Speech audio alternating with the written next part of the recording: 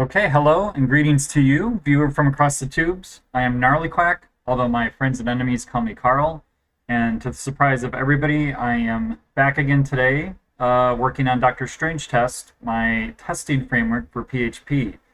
And as my optimistic stream title suggests, I think we're basically there with the diff algorithm. I feel like I've said that now for about the last 5 streams. But with the work I've finished up on the last or my previous stream, I think we're actually there. We basically are feature complete. We've got it doing everything we want it to do. There's just a few kind of tests and edge cases I want to just make sure we're handling correctly, and I think there's one to do I wanna dig into. But other than that, I guess I'll probably just spend hopefully the majority of the stream, unless I happen to find any landmines or anything. But probably just cleaning up that code, doing a little bit of refactoring, and putting all that stuff in the can, I guess. So let me get into the code here.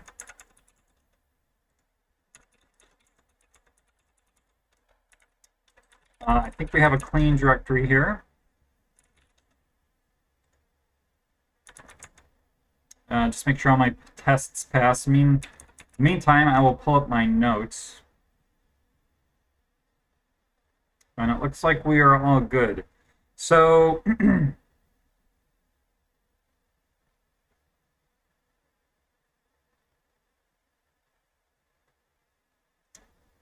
just kind of thinking where I want to start. I feel like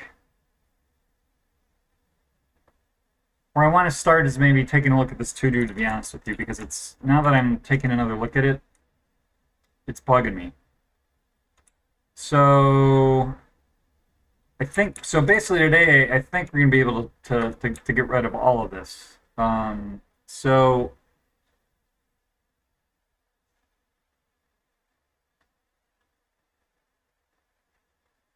I guess we'll just do what this to-do says here.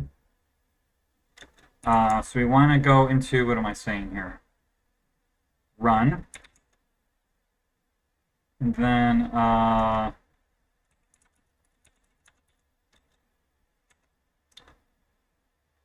so I'm saying I want to set this to the empty string. And then in a test, I want to comment out, what did I say? The second assertion for result test name. This one here.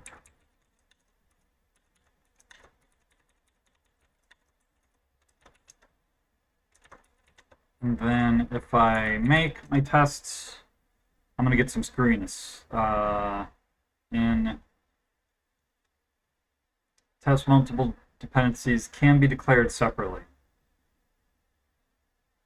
So this looks good. This looks good. This looks good. This looks good. And this was, well, I guess that's just inserting that array. But this strikes me as odd. Right, and specifically what's striking me as odd here is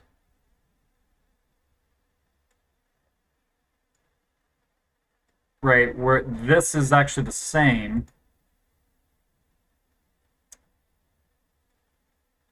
but it's saying to insert in the, or delete and insert that. But then like the closing thingy here is actually okay. So it seems like this should just be, this should look something like this. So I don't know what's going on with this array.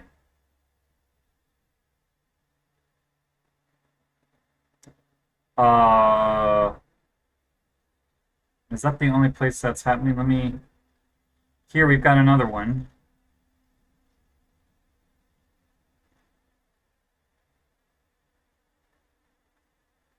So all of these, there seems to be something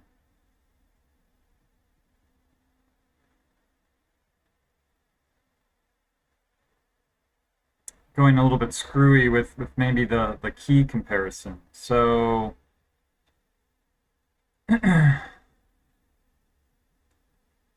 so let's grab this test name. And so and this is in tests, test runner, test dependencies, and we're going to set class equals whatever we just... And so now we've got that test running on its own. So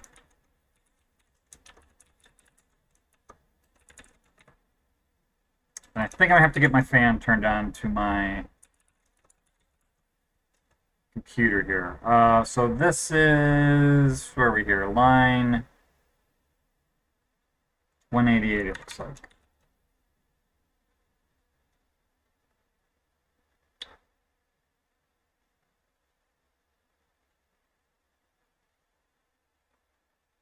And so maybe the easiest thing to do, I don't know, maybe not, because this is a fairly long array, is to print out the diff.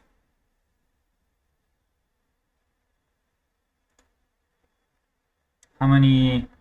1, 2, 3, 4, 5, 6, 7, 8, 9, 10, 11, 12, 13.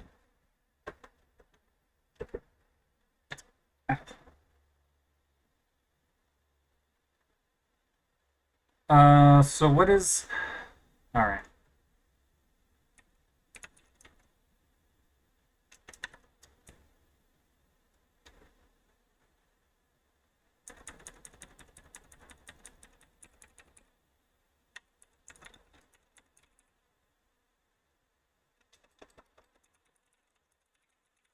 So let's echo out this edit. And let's do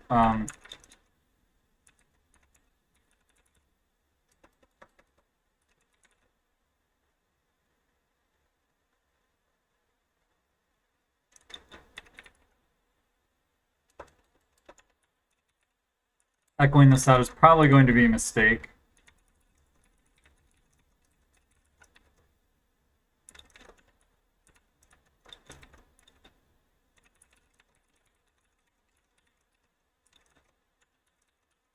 But let's see what we get.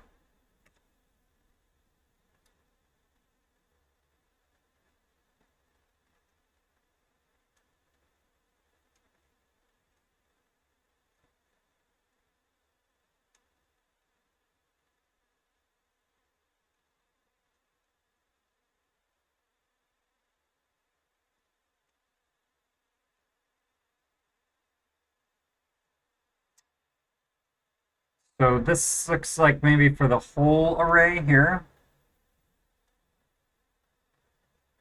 That's another edit.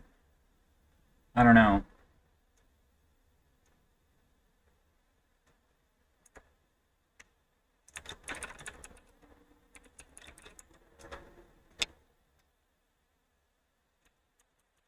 Okay, so actual is that.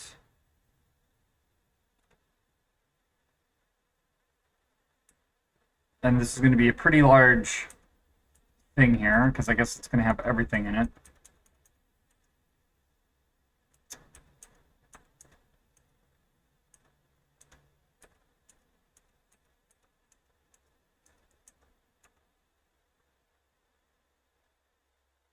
So I feel like it almost might be the last edit I spit out, but that's obviously not the case. So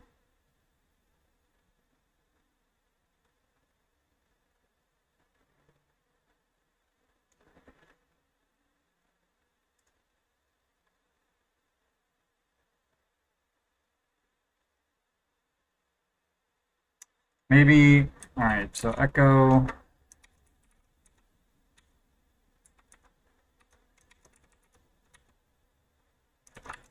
All right, so I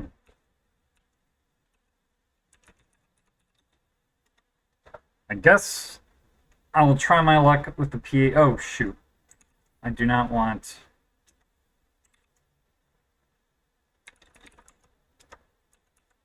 Do not want to spit that to out.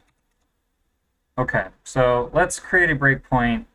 Let's see if I can remember how to use the PHP debugger here.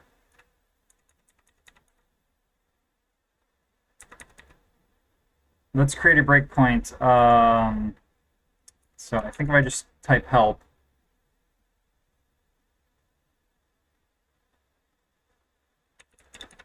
Oh, outbreak. So let's do that. Let's do break. We are in source. Oh no, yeah. Okay, that probably screwed everything up. Like I said, using the PHP debugger is not a exceptionally pleasant experience. We want to break on line 668. So run. So I think we want to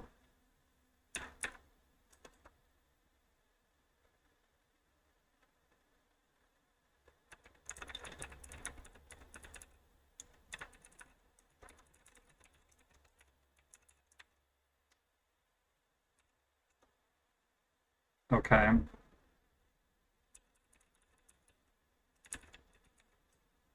Was it print? Okay, help.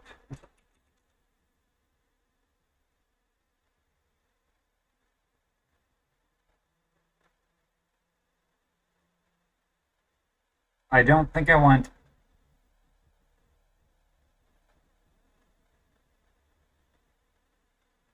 Oh, it's a val. Okay. So I think it's eval echo.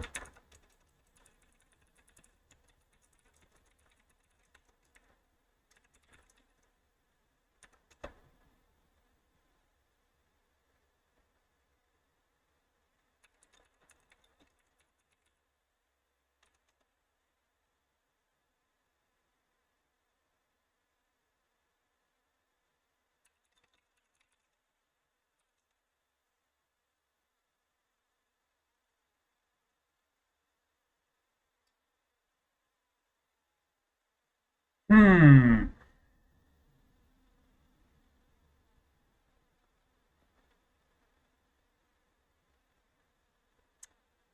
Well, I guess we're going to the tubes.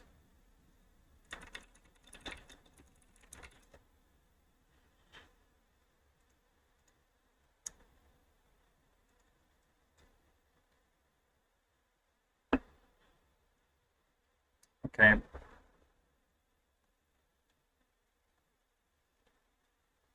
Check the value. So what I don't need.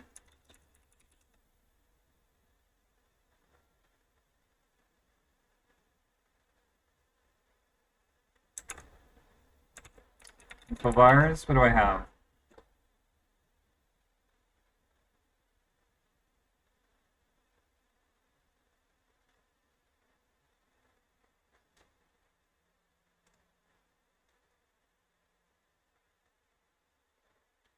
Oh. Oops.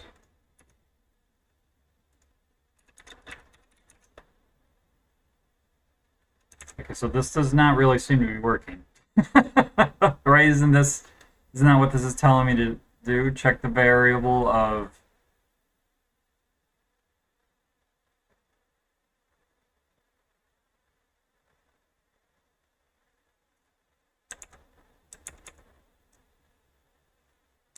All right, how do I show the.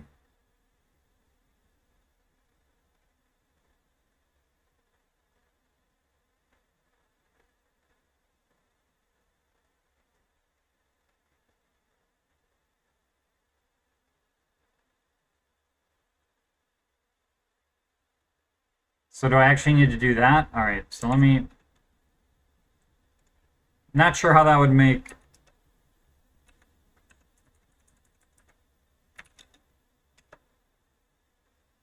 All right, so we want to break source diff.php line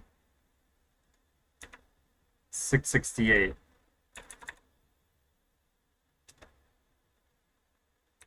So run. Okay, so all right, there we go. So let's eval from. And this should be.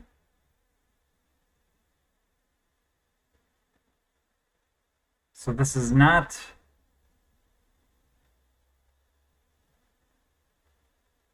the entire array, it looks like.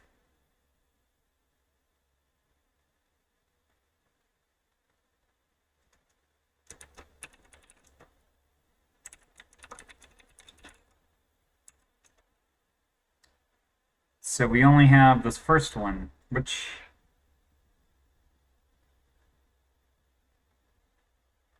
I guess that makes sense actually, because right, this is right,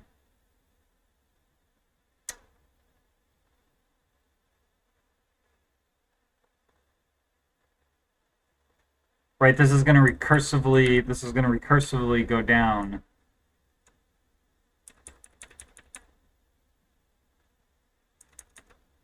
So maybe, okay, so maybe instead of that, let's break on source diff.php online 667.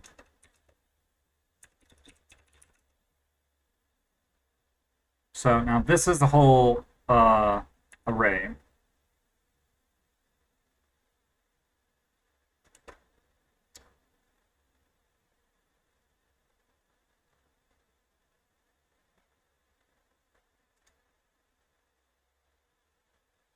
So from or expected is right, all this separate depends, test 10, test dot, test 6, test 8, test 9. No, wait a minute. Test. Oh no, this is actual. So this is what we actually got. 5, 6, 7, 8, 9, 10, 11. And what we expected was, okay, well, this is all, so 7, 10, test, 6, 8, 9, 5, test,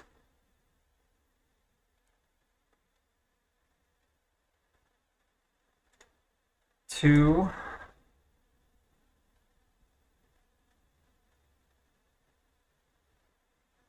3,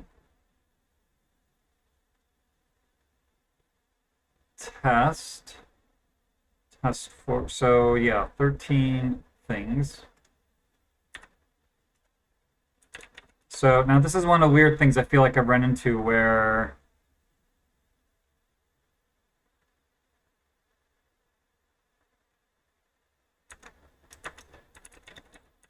help next. So I feel like this should take me to line 668. I have a feeling that's not going to happen. No, see, it recursed into, not recursed, but it, so I don't know what makes next separate from step.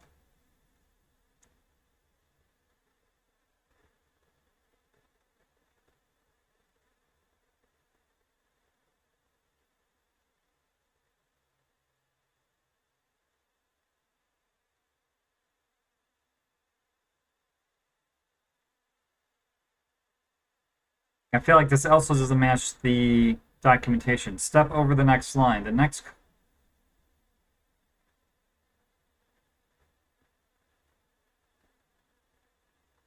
execution will be stopped when that line is left. Well, I guess it did leave that line because it went into another function, right?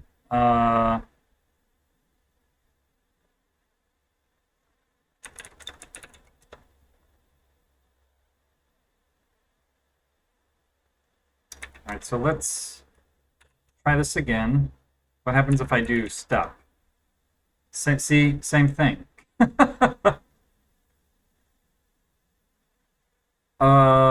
So let's do help until.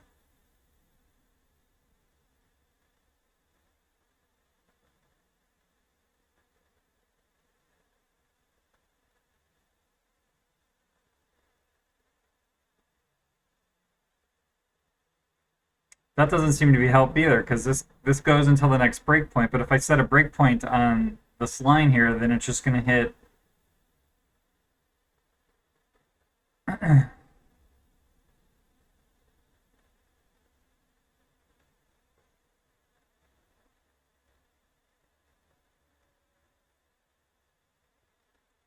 Okay, so where am I now? So I guess we'll go leave, maybe. Leave. Okay, so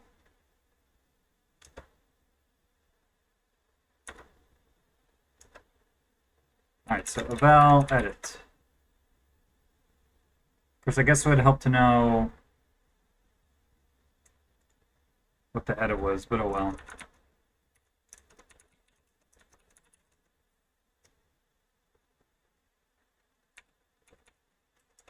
So I feel like trying to yep. How you doing, Bazin? I am in the PHP debugger, so I'm in it deep today.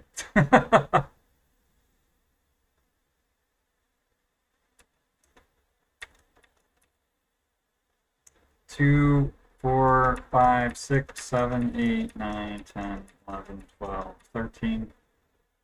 0, 1, 2, 3, 4, 5, 6, 7, 8, 9, 10, 11, 12, 13. I guess we actually don't know how many. 1, 2, 3, 4, 5, 6, 7, 8, 9, 10, 11, 12, 13. I'm doing well. I am hoping to kind of finish up my work that I guess I've actually been doing it for the last 2 weeks of streams, but this is kind of one of my last to-dos on formatting diffs, but I'm doing well.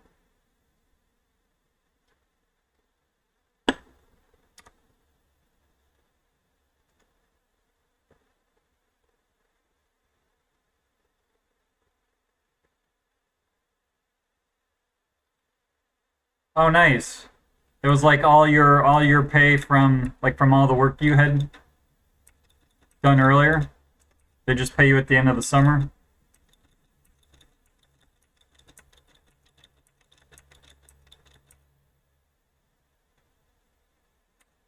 Oops.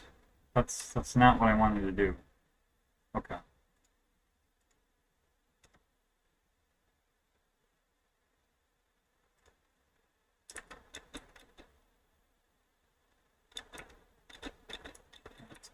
Eight. This goes eights.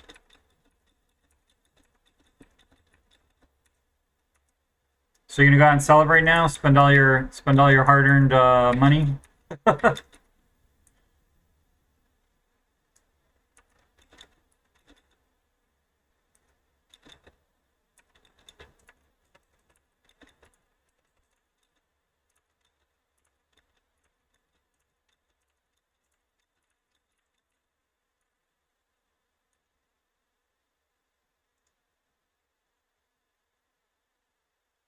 Oh, nice.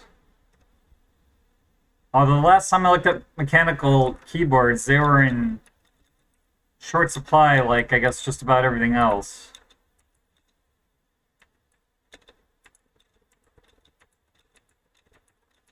Because if you look at my profile, I have a fairly cheap one, and it was my first mechanical keyboard just to see how I liked it.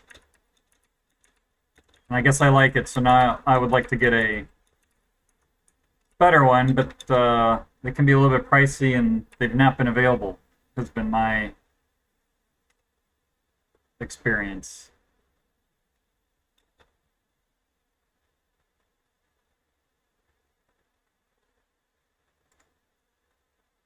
I was looking at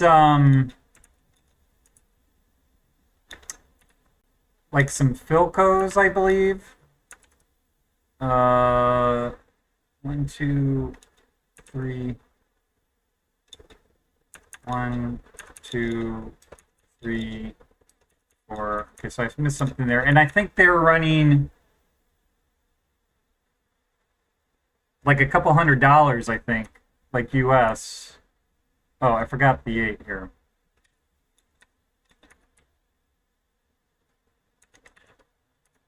Let me, I guess I can just look right now.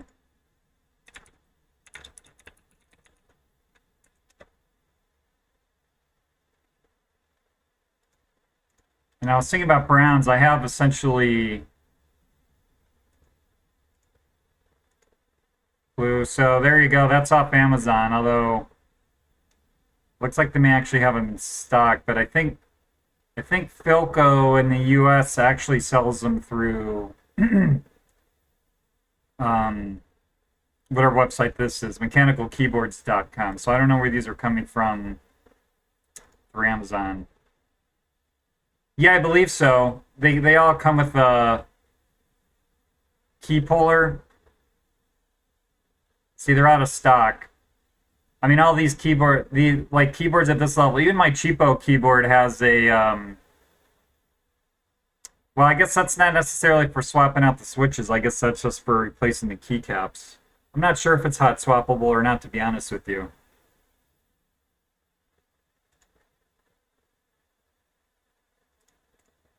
But I think this is their actual website. Oh, wow, really? That's in euros, right?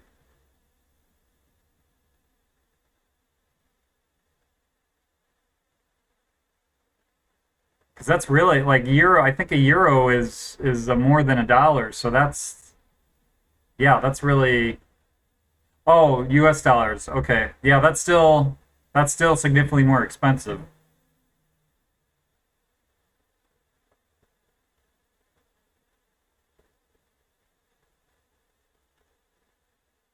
So here's their actual website, which I have a feeling is just maybe Google translated Japanese.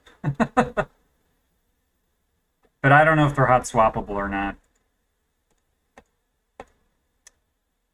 But I kind of figured I'd wait until I get myself a job maybe before splurging on a new keyboard because it's just my keyboard works fine. It's just getting nerdy on keyboards. One, two.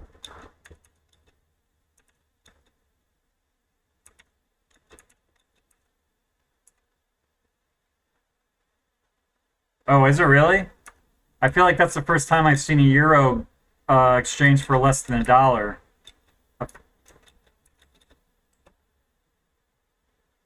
That's true. That's true. Well, that's the whole point of inflation, right?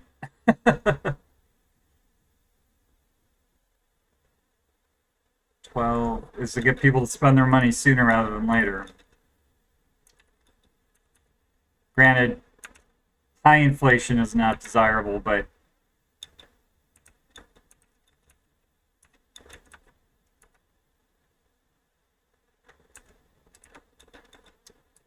four, eight, oops, 4, 8, 12, 16. I don't know if this is what I'm doing, trying to manually sort out this diff is going to help me actually figure out what's going on, but it seems like a halfway reasonable starting point. 0, 4, 8, 12, 16. So I'm on 4 there. 5 is 20. 6 is 20. 0, 1, 2, 0, 1, 2, 3, 4, 5, 6.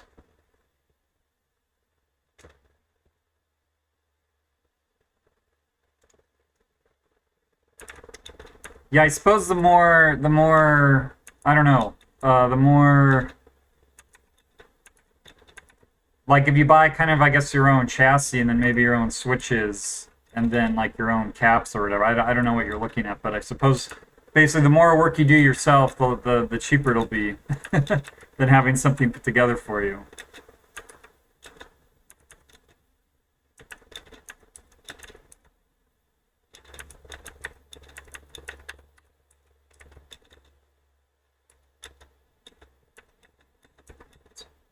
Twelve, 16, 20, 22, 24, 26, 27.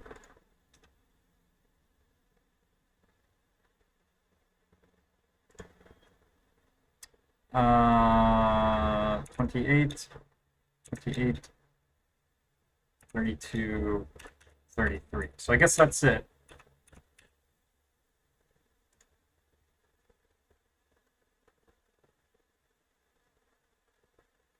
Oh, really? Wow. Well, putting together my own keyboard hasn't really been something I've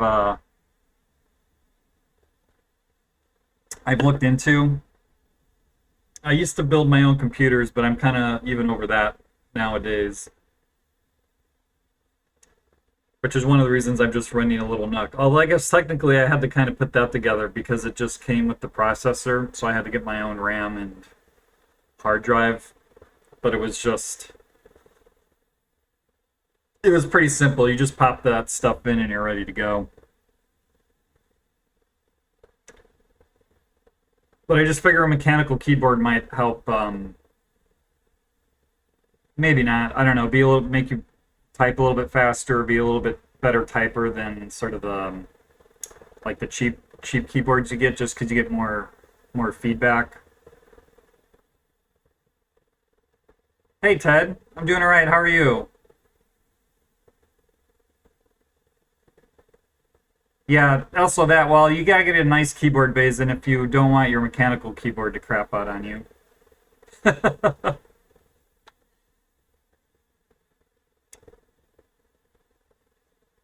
Oh yeah, I guess it's was about midnight your time there, Ted? 1 a.m. maybe?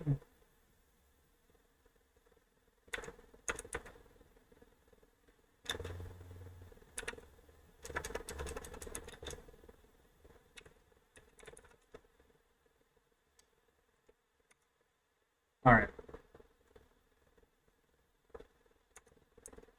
Yeah, I think it has the even if not for the sound, the tactile response has made me just a little bit better of a typer because you have more of a feeling of when you've well, I mean, if you've used one.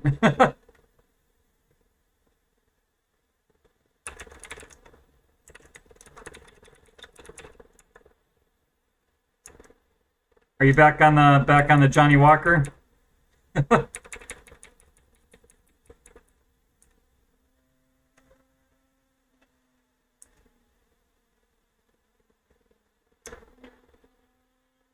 So this should be one, two, three, four.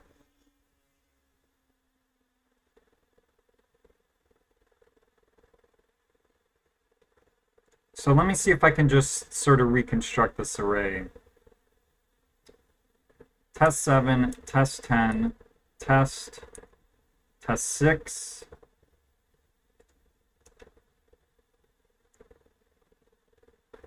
test 8.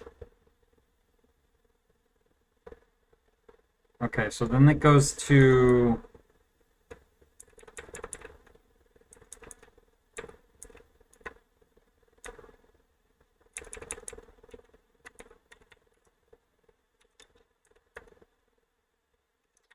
um,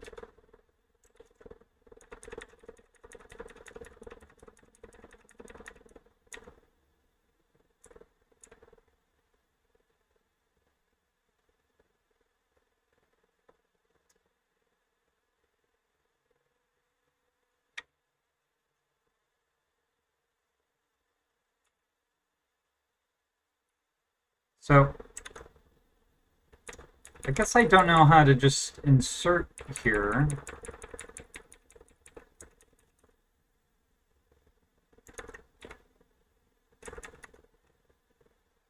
That was not it. That was not what I wanted to do.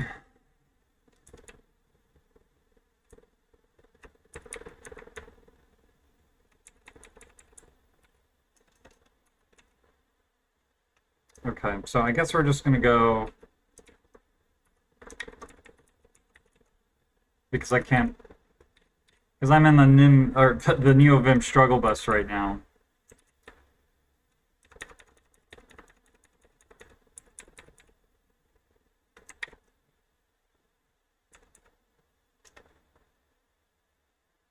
Hmm.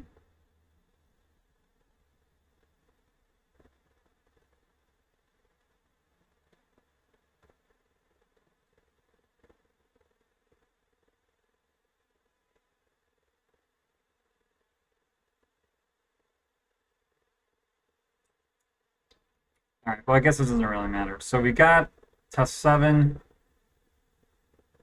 test 7, test 10, test that. Then we have test 6 and test 8. Now we have test 2. But this has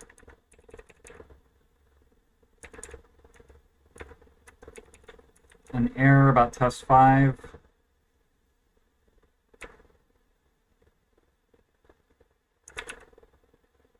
Just put test 5 error. Then we have test 1.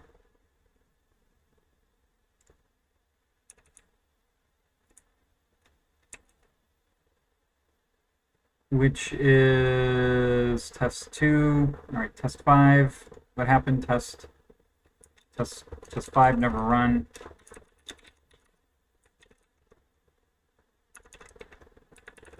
Test 2 didn't pass.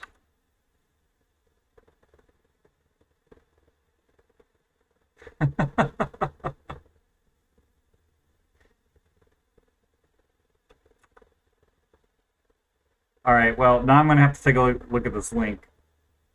So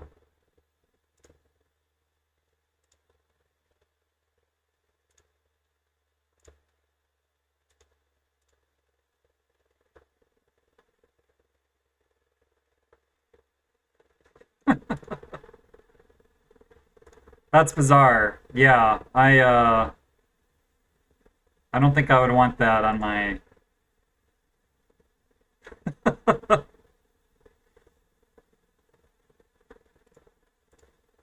I don't know, I guess I've never watched that. I've never watched that channel. Test 3.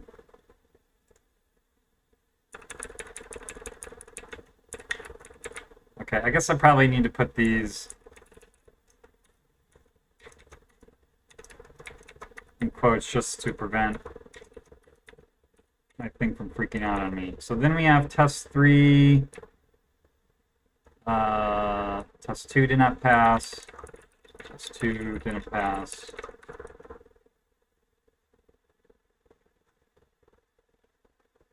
Test 9.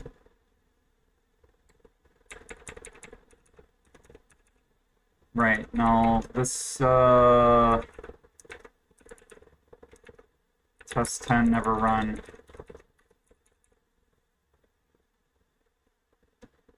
Test 2.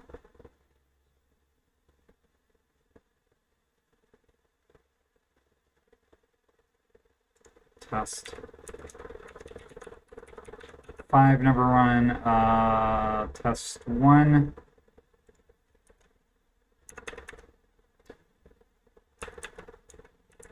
Separate depends. Test. Test 2 didn't pass.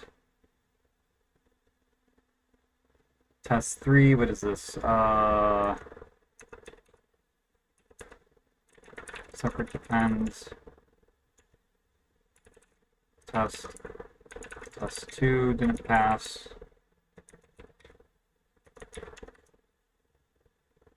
Test 9, we had test 10 was never run.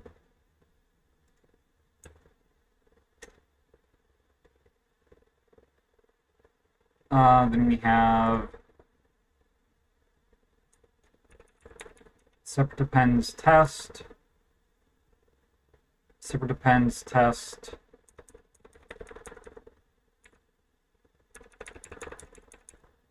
Four.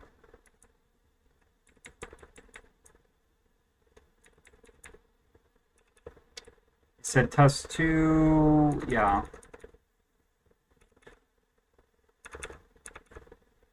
Separate depends. I actually sorted out the big mess I had the last time you were here, Ted, and I am basically troubleshooting one to do. Just give me 1 second to look at this, and I can show you. So separate depends test. This depends on, and then this depends on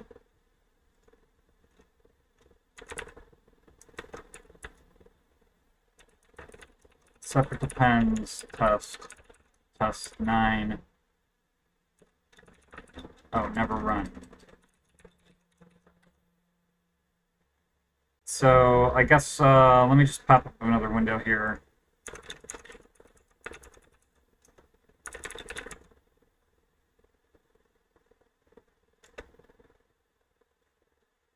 So I have a node in my to-do, so I have this diff here, and basically I have these arrays, and it's just the point of the diff is to make sure the output matches. So as you can see, like, this is the one of the things the diff does where the array,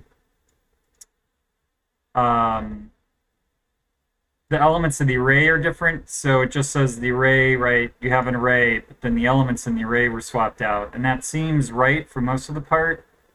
And in here, a whole new, because this is an array in an array, bunch of arrays, and it's an array of arrays. So this just had a completely new element added. Then down here, I'm running into this weird thing where it's saying this is subtracted and this is added. But it should look, it seems to me it should look something like this, where this initial array line here, right? Because this array and this array did not change. Correct, yeah, I'm still kind of the last, I think this is, I'm just sort of wrapping up the diff formatting that I was working on a few days ago. And this is actual, right, this is the actual output from the framework itself. And I'm just trying to figure out what's going on here that I'm getting format this way. Because the other weird thing about this is it's saying, like, this should be added, or this should be removed, and this should be added, but then the closing, like, parentheses here is in common. So I'm just trying to figure out why I'm getting this and not getting this, where, right, the array, the start of the array and the end of the array are the same, but then the stuff inside is different. And to help me try and do that, I'm actually in the PHP debugger here.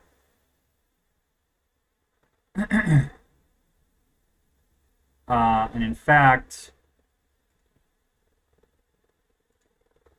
I think what I'll do is I'll go only on this. Split that out. All right, Basin, have a good one. I should still be here.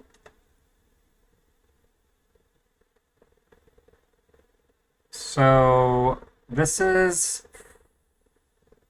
expected. So this is along the top, right? We've got 1, 2, 3, 4, 5, 6, 7, 8, 9, 10, 11, 12, 13. So we've got 1, 2, 3, 4, 5, 6, 7, 8, 9, 10, 11, 12, 13, 14. Yep.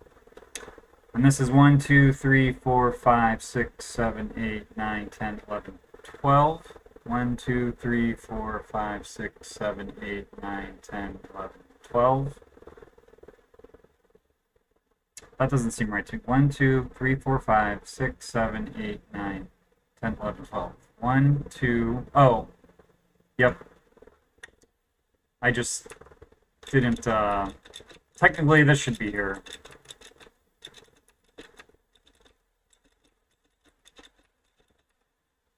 Okay.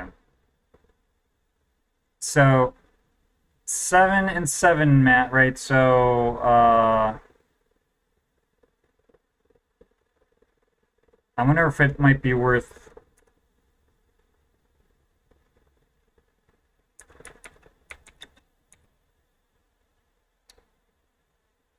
well, anyway, 7 and 7 match, so this goes to 4.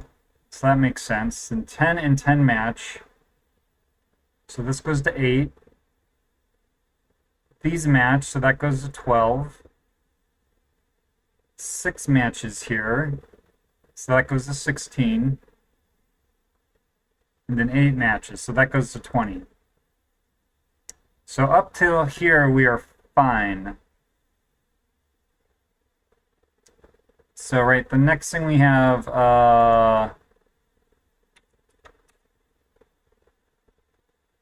so we have 9 and 2. So they're both the rays, so we'll get 1. They're both...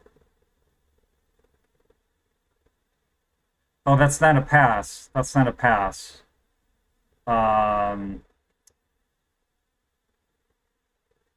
So I kind of need to know what that is. All right.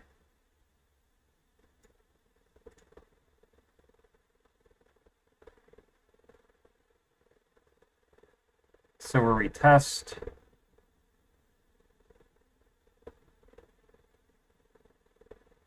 That's from, so this is what we actually got. 10's test, 6, 8, 2. This is 3, which is, what is it, 3? I think 3 is...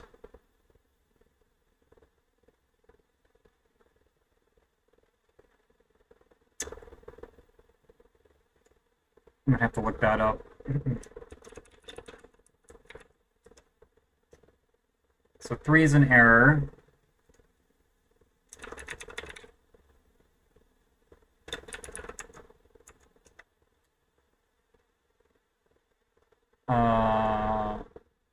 Boink. All right, so we are on... What did I just say was test 2? So this is an error.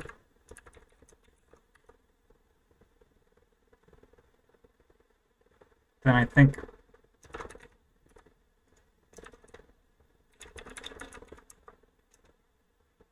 Four is a skip, 5 is a... So 3 is an error, 4 is a skip. I think that's all I'm going to have to keep track of. So separate that. 4 is a skip.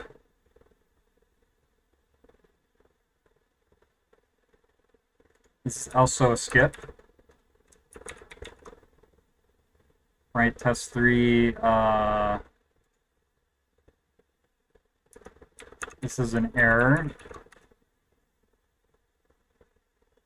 That's output. That is... Yeah, 4 is a skip, and 3 is an error. Okay. So, where did we say we were here? We were on...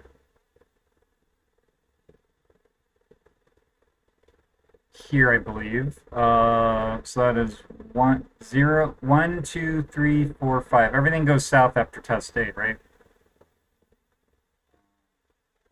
1, 2, 3, 4, 5. Yeah, so we're here. So test 9. So what do we have here? We've got, they're both arrays. But that's the only thing that matches. So, like here we're going to get a match with 9, right? So this is going to match.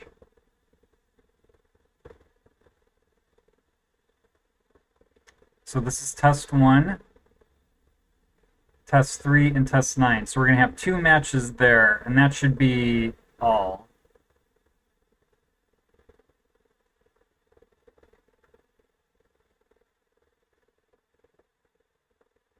And then we go to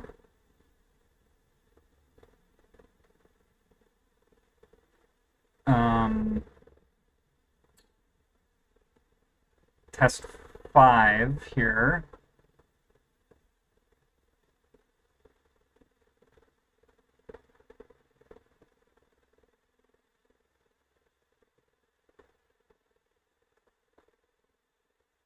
Oh, wait a second. So this is, I guess when we get to here, 1, 2, 0, 1, or 1, 2, 3, 4, 5, 6. 1, 2, 3, 4, 5, 6. So test 9. All right.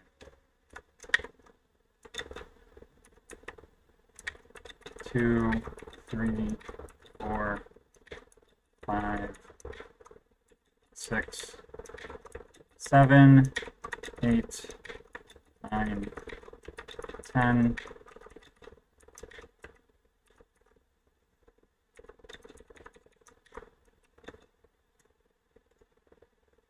So this is going to be 1, 2, 3, 4, 5, 6, 7, 8, 9, 10, 11, 12, 13. Okay, and then down here we have, oops, 1, 2, 3, 4, 5, 6, 7, 8, 9, 10, 11. I think that was it. Now we have 12. So this is going to go to 1,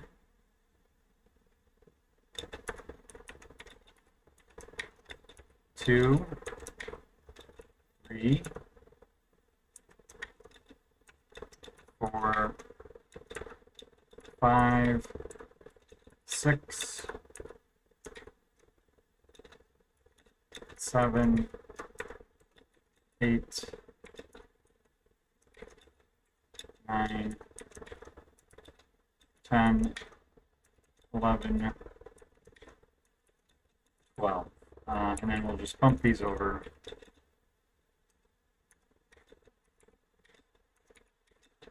Okay, so everything we're saying up to 5, right, matches. So, no, everything up to, yeah, 5. So 1, 2, 3, 4, 5. So,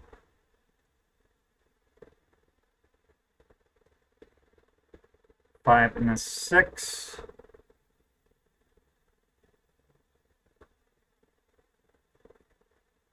Oh, well, this somehow got totally...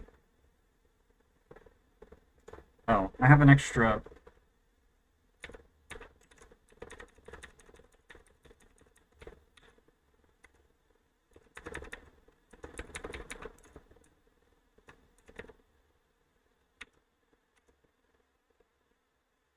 But it's still all messed up. Somehow I completely messed this up.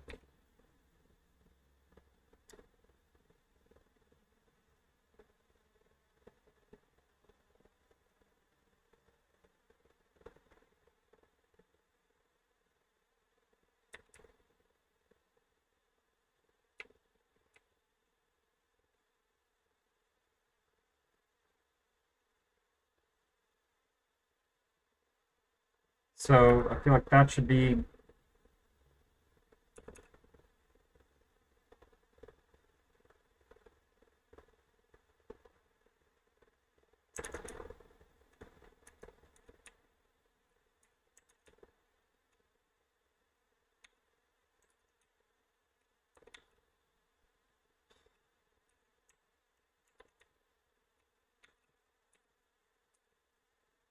Okay, so that should all be zeros.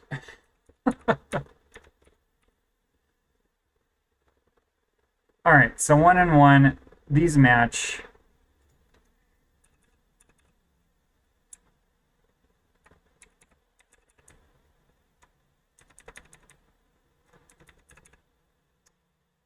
Right, these match, so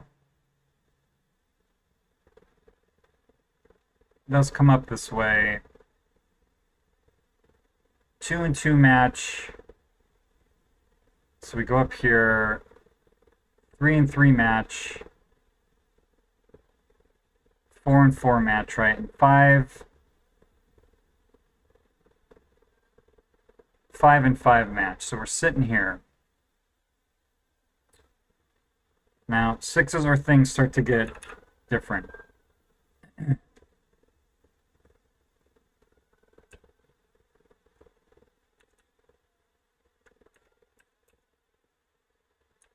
Okay, bump that to the top.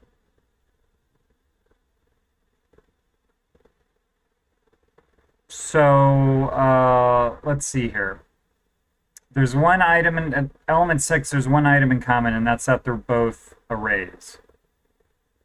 In fact, since these all match, let me just get rid of that.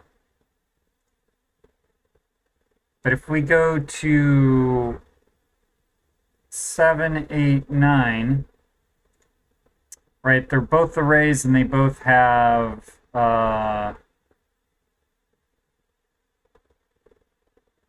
test 9. So there's 2 elements in common. So that goes to 2. And then that should be it for everybody. So now if we come down to 7,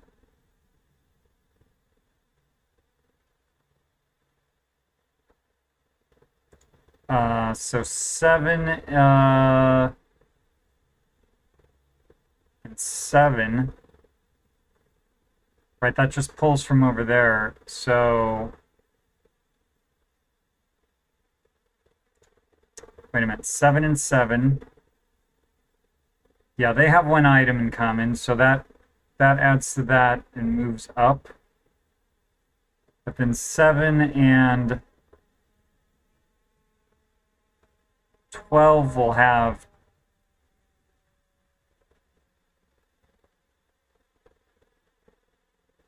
two items in common, I believe.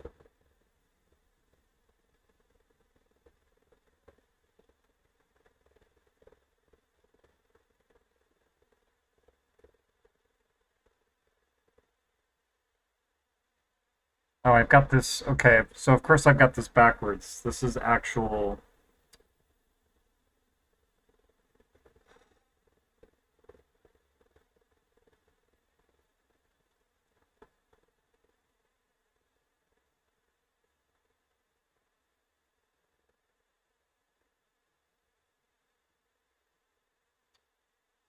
Yeah, I'm not. I'm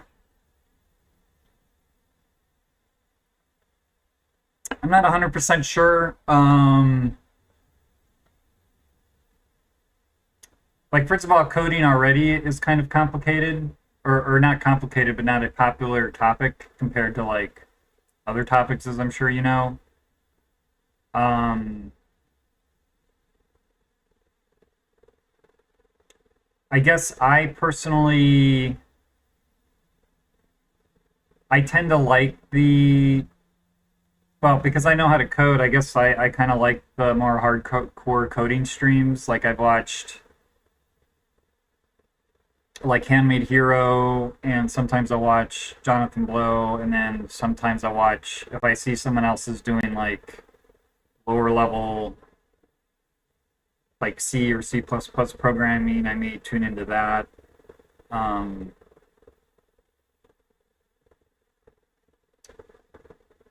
and there's a video I watched recently about um, how coding is kind of a difficult thing to stream because, right, either you kind of need to get focused on your coding, uh, or you kind of need to get focused on, well, the harder you focus on your coding, the less likely you are to like interact with chat. And then the more likely you are, or the more time you focus or spend interacting with chat, the less you're going to get done coding. So there's kind of a, um, what do you call it? Like two things sort of in opposition there. What's drawing your attention? So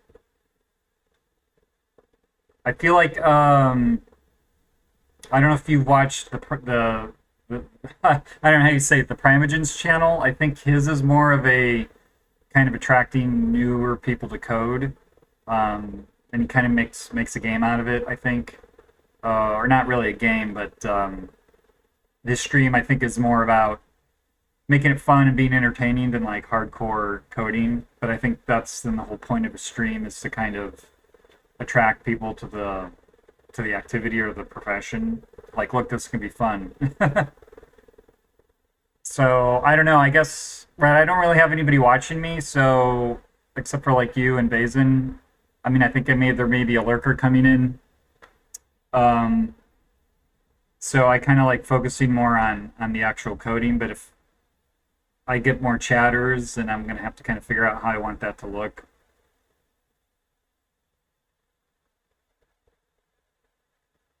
Yeah. I mean, I kind of feel like, so for me, part of the reason I really liked watching live streams was I already kind of knew how to code.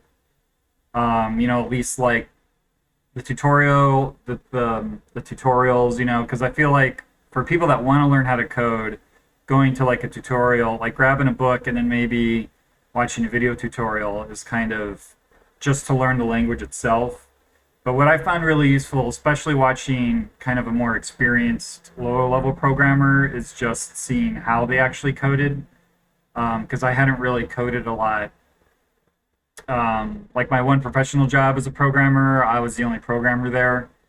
And then after that, I switched careers and basically just programmed on my own. So I never really had the experience of working with other programmers. So for me, seeing like experienced programmers, see how they coded and how they worked through problems and stuff, for me was very valuable. And it's really impacted a lot how I code. It's one of the reasons you see me writing the PHP the way that I do. It's just kind of from watching them.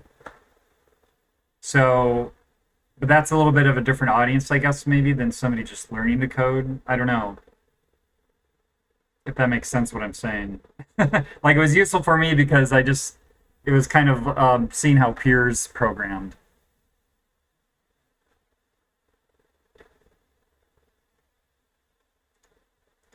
And maybe picking up new styles or techniques or even learning new things too. But I would also kind of say watching live streams is not necessarily the best way to just learn either. I don't know.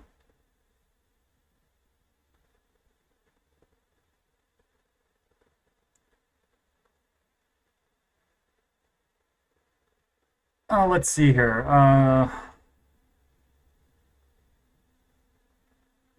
So this is expected. So I got this backwards in how I would have liked this. This is expected. This is actual. No, wait, that's right. So it's 6 and 6. So 6 and 6. So at 9 we said, yeah, that should go up to 2. Then 7, when we hit 7, that's one item in common, so that pulls over, and then I guess for all of these, because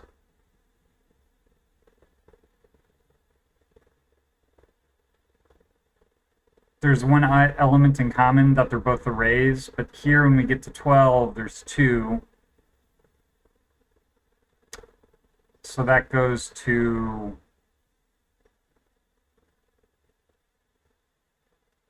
24. So what are we saying here? We're saying I shouldn't have closed that other window.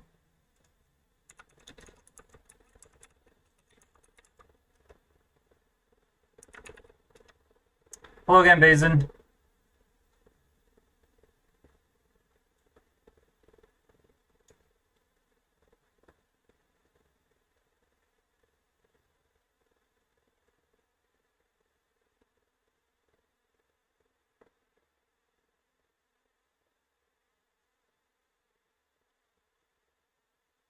So this still seems wrong to me, right?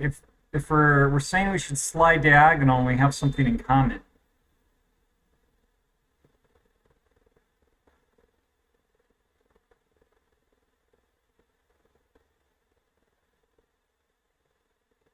Which I feel like means the start array should not be getting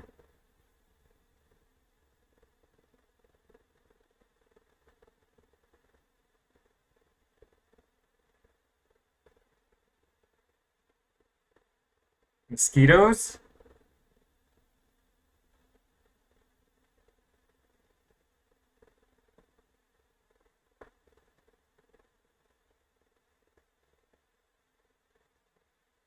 So I think there might be something wrong with my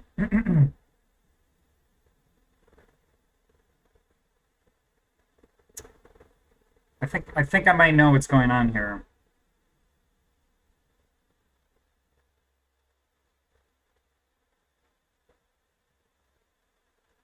Yeah.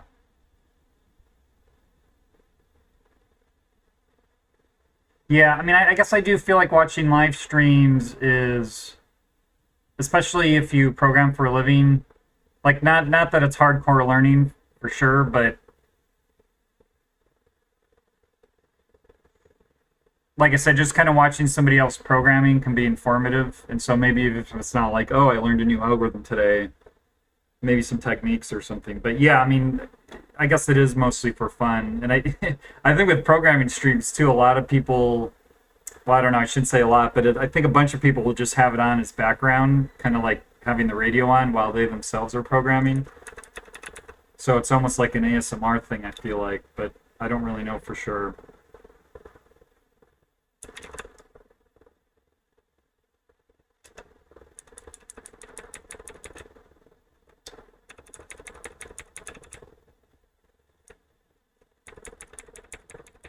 Yeah, I guess.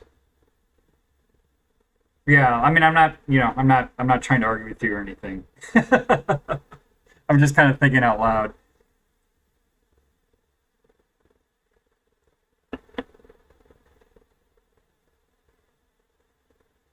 Yeah, that's the other upside to like a mechanical keyboard, Phazon is yeah, it can be a nice sound just listening to somebody type. Okay, so I think what is going on here is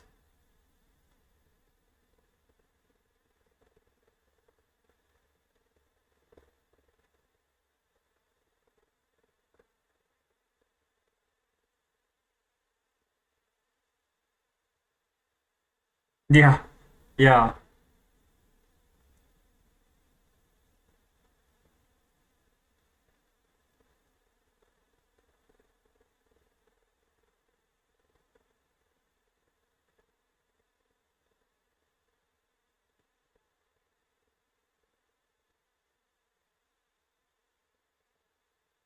This is it here, I think.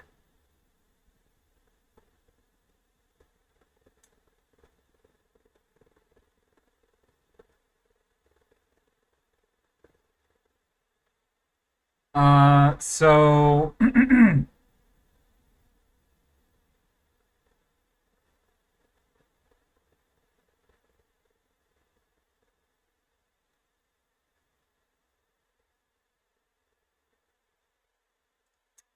so I think this needs to go to if not show key.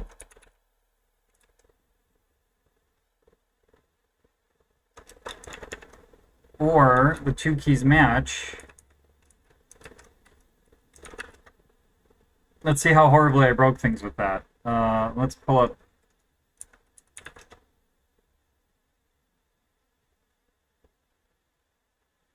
Well, I broke something else, but that appears to be fixed. That is what I wanted there.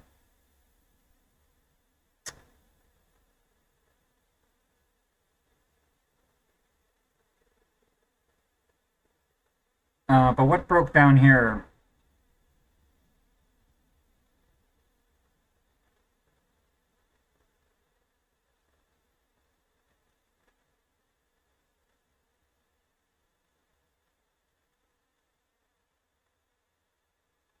This is in a totally different place of the code. So,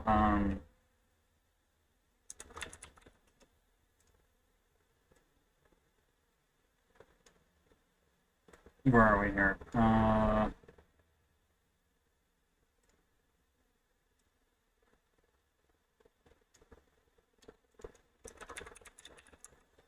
This might just be a formatting change. Test diff, identical. So we are in 212. So this is all the same, but we got. Well, let me just grab all this.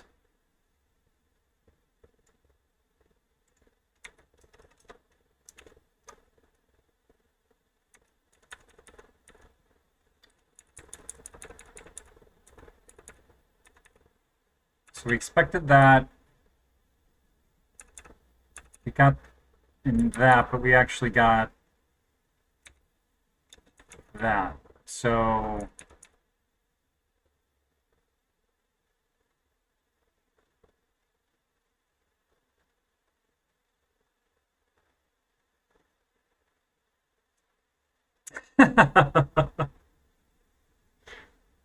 oh, are there YouTube videos where it's just people typing? Is that what you're saying?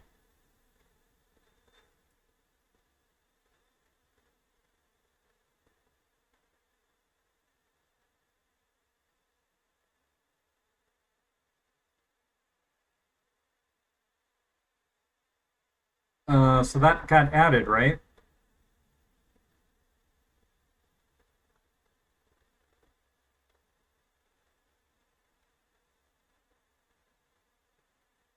Oh yeah, so we ended up with a better diff,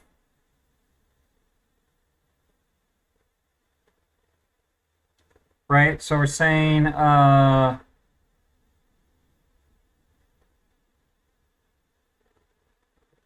this is what we actually got, but we expected that, so we would need to add the water sound and then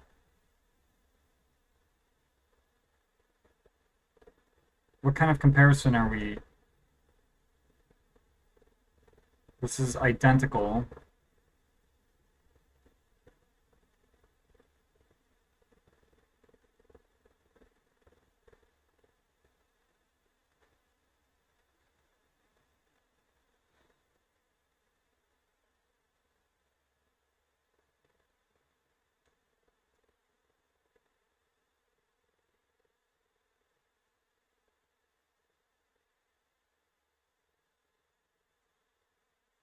This is not right though.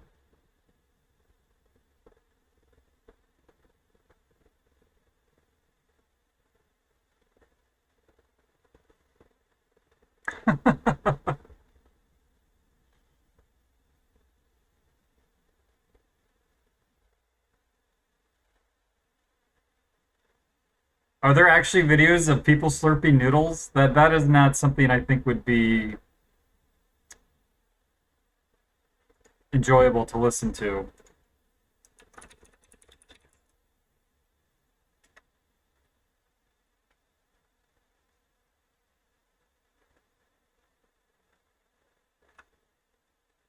Wow, that's weird.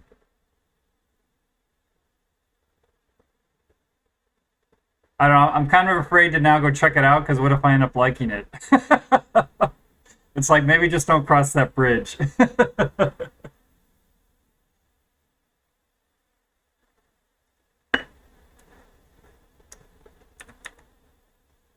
um, no, I won't. Don't worry, I won't. So I think we need some different handling here of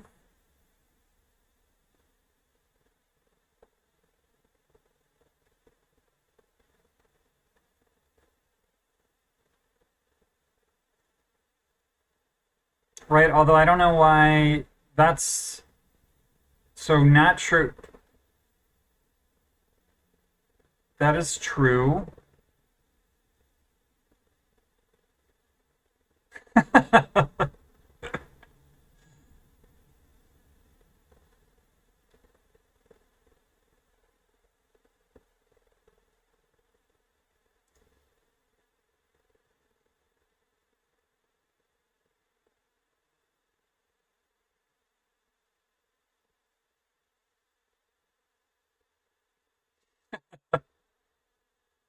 But don't burn bridges that you don't have to burn, I guess, right?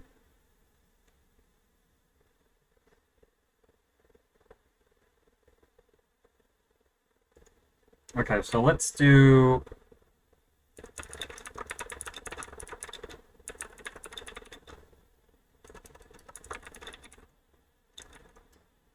um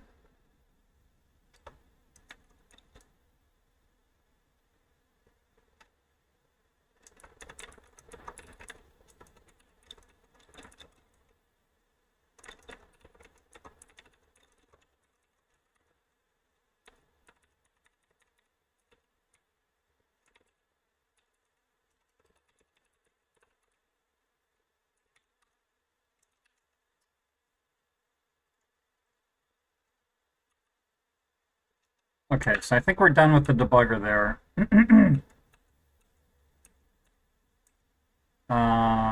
We want this. Nope.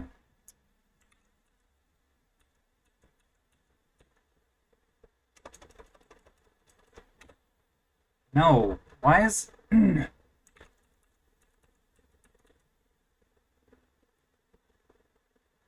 That should not be starting a debugger, should it? Oh, it should be. Boy, everything is... Okay.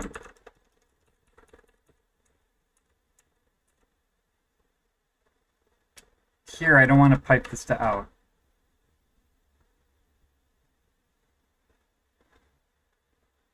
So what is 1 and 1?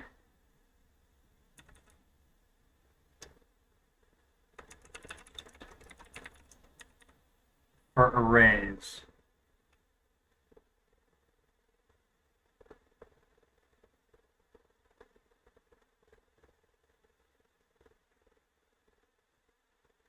Oh no, this is a different test.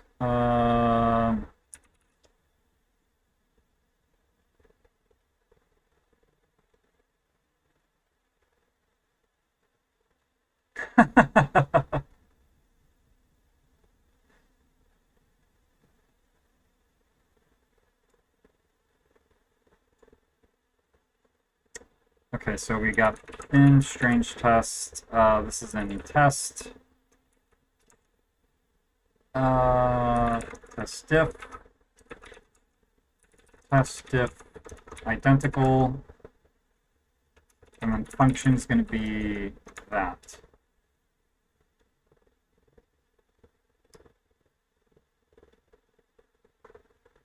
So I think this is the problem here. 2 and 2 is an object.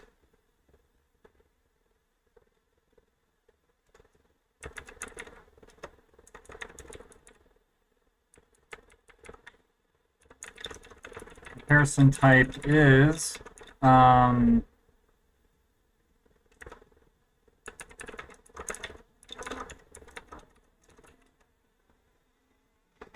a good one, Bazin. Thanks for stopping in. Okay, so this is now what should be happening because object type matters. So why?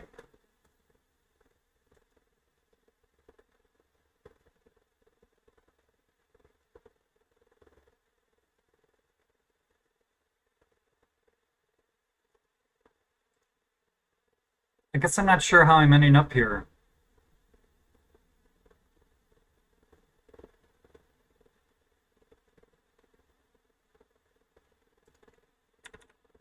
Right, diff identical is so am I just doing something stupid and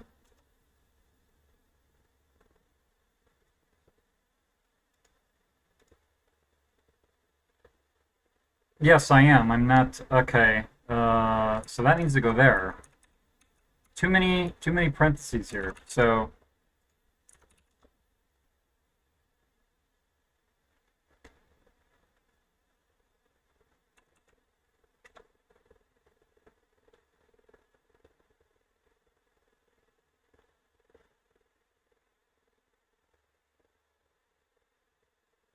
now that actually passed.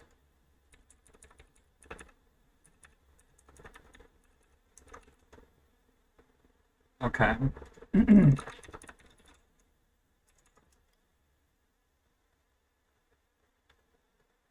So what did we have here? Yeah, okay, that makes sense.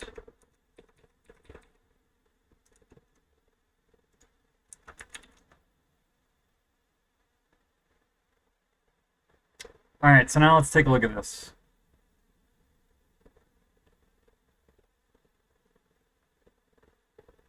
Those all look okay.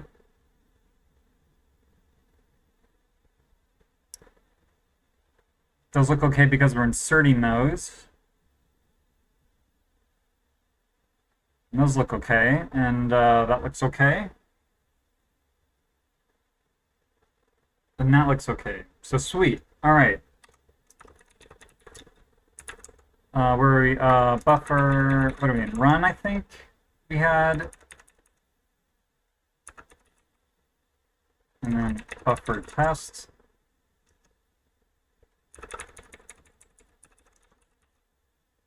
Oh, I don't want to write all because I've got a bunch of gunk in here, I believe. Yeah. Take all this out.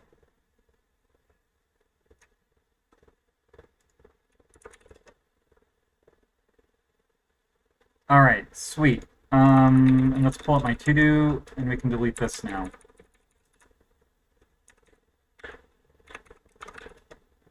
All right, so I'm gonna take a quick bathroom break here. My coffee's done, so that means I need to go get rid of my coffee now.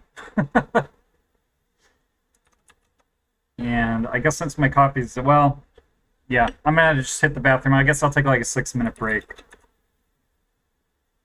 So I'll be back in a few.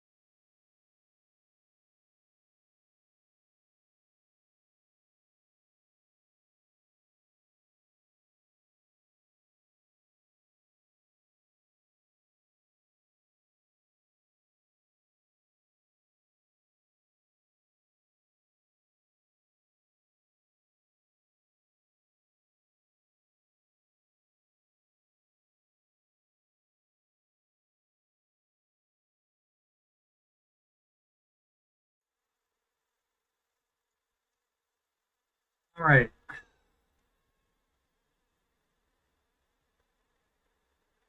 I am back. I guess that's probably obvious because my face cam is back on.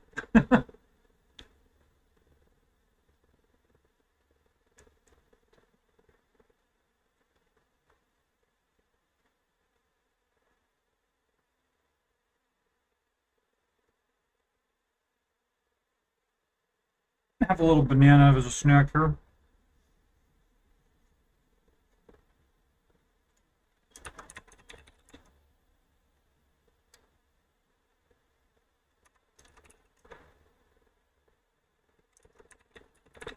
Guess this is 6. I can delete this buffer now.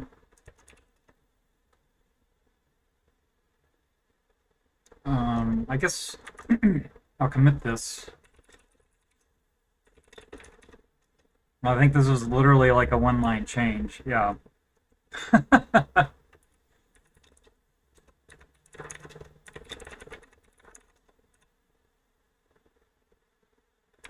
right. Minimal diffs.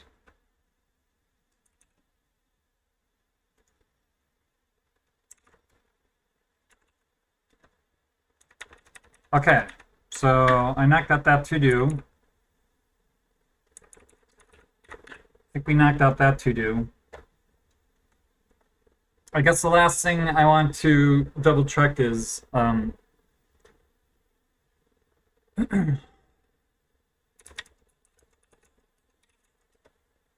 is handling incomparable values.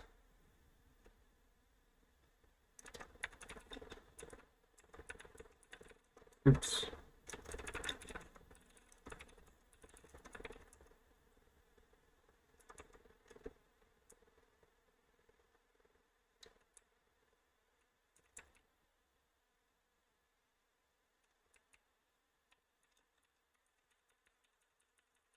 So actually, I want to switch this, I think, just to kind of...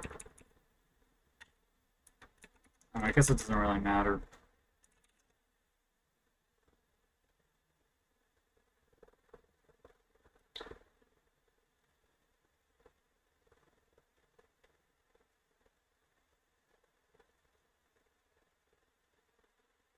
So how do I want to do this incomparable, oops, this incomparable values?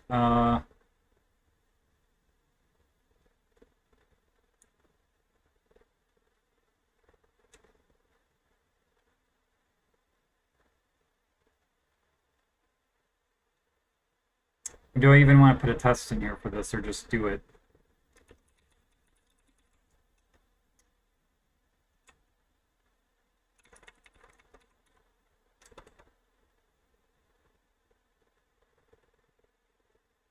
Don't I have a compare? I guess it's a method here.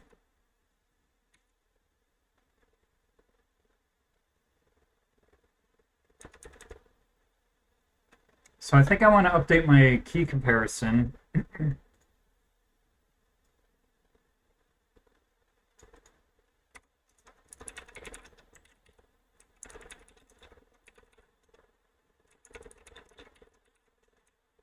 To take into account the type of key and value. Because I think right now we just compare on value. But really the type matters too. Excuse me. But then over here in comparing unequal values, I thought I had a...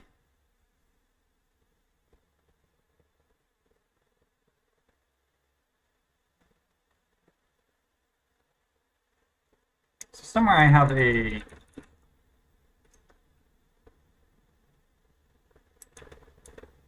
commented out test.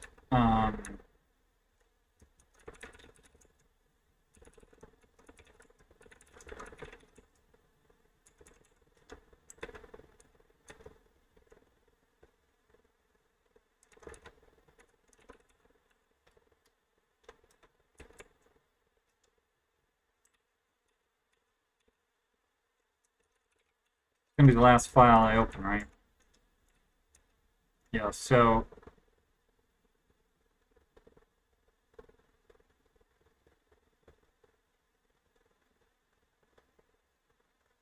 oh, are you not a native English speaker? Because you're I would not have known that just from chat.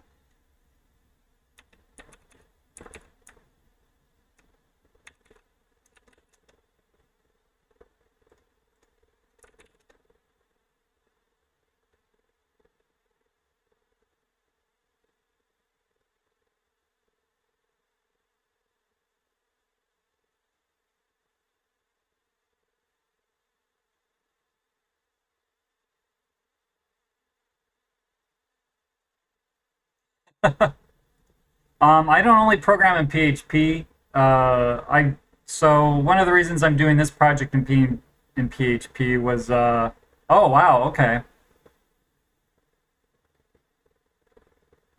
Is that where you are now, like Eastern? I guess that's, well, Siberia is what, kind of central or more Eastern Russia?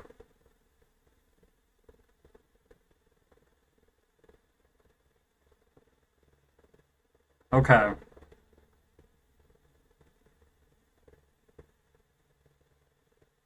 Are you still in Russia then, or are you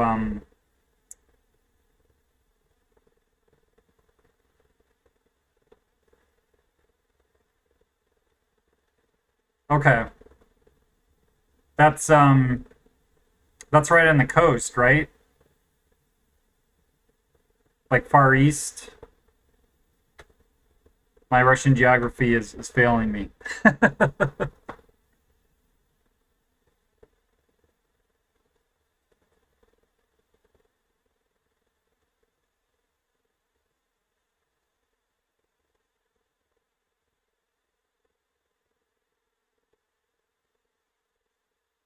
Oh, okay. Like I said, my geography is failing me there. I don't only program in PHP. I started with this project because um, I've actually kind of been working on and off for it for probably about 10 years. Like the original, like the oldest code, although I don't know how much of that is still around, is probably about 10 years old, maybe a little bit older. And I just thought as a nice sort of starting project for streaming, it'd be good to just kind of pull this up and finish it. Because I'm also sort of most familiar with PHP since that's what I used to use professionally, but I've taken much more of an interest in C lately and to a lesser extent C++, but I also know Python and a little bit of JavaScript. So PHP isn't the only language I know, but I have taken much more of an interest in sort of like systems type programming and maybe even like game programming. But this is just kind of a starter project for me. And it's got enough interesting stuff in there, like working on these diffs and stuff that would, I know I thought it would keep my interest.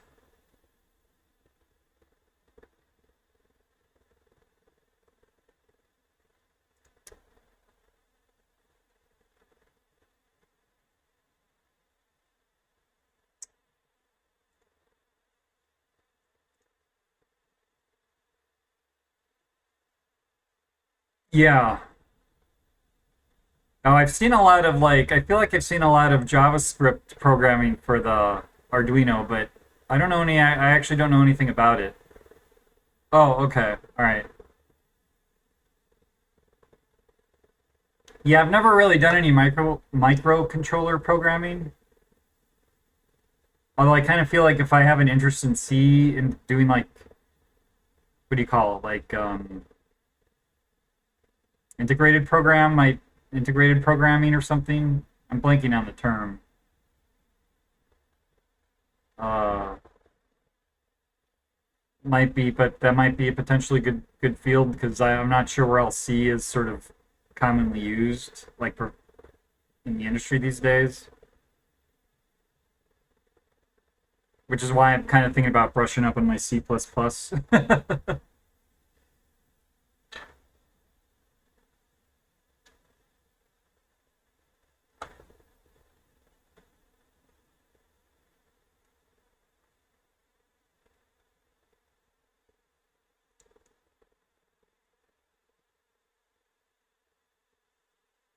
Yeah, it might be something to think about. I guess I need to get a Discord or something set up so that I can communicate with people off stream. I don't know. I tried to sign up. I'm not actually signed up for Discord. I tried to sign up to join another streamer's Discord, and after going through all the click on the yawning lines to prove you're not a bot, for some reason it thought I was, well, a bot, and then immediately disabled my account, and I've just not wanted to fight with Discord to get my account fixed. But I suppose I should set one up.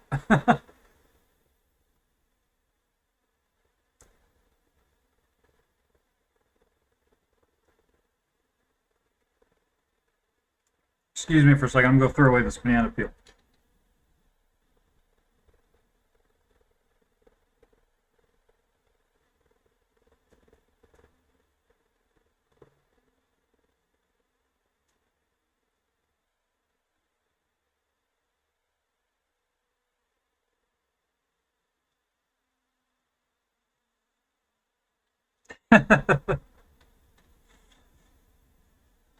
Yeah, this isn't actually me. I have a photorealistic avatar that I project onto the screen.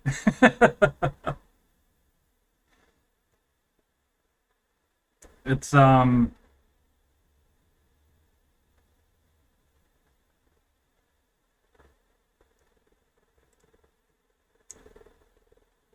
reminds me a little bit of what is that website?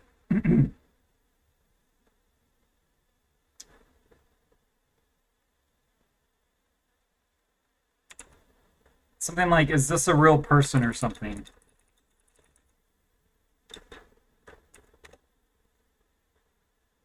This is it. So this is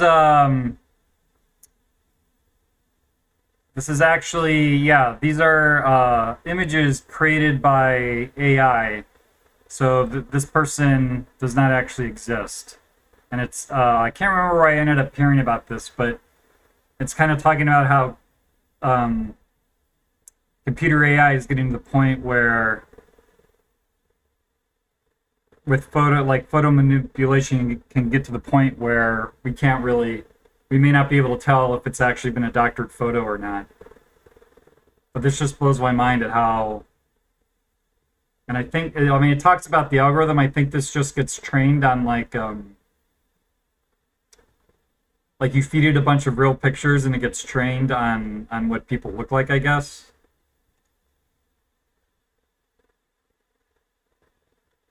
Like, this is crazy to me.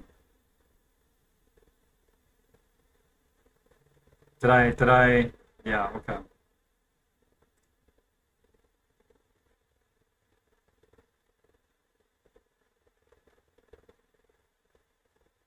Anyway, so that's what I was thinking of when I said I have a photorealistic avatar of me on the corner of my screen, and it's not really me.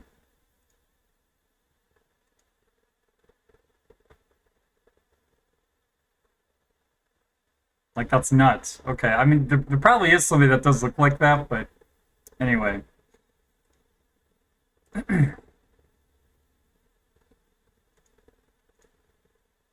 Well, let me figure out how to get a Discord or something set up, Ted, and then yeah, maybe we can chat off stream or offline or something. Um,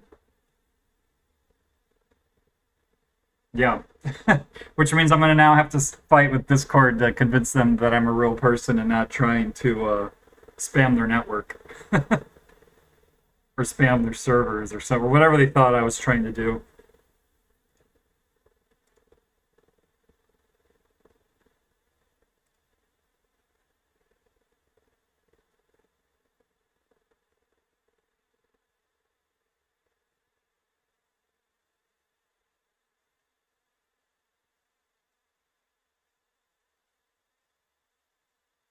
So let's see.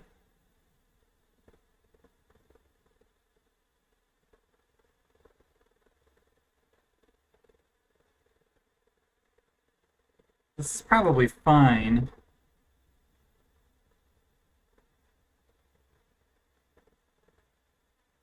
I can't quite remember what I was thinking here. So, uh,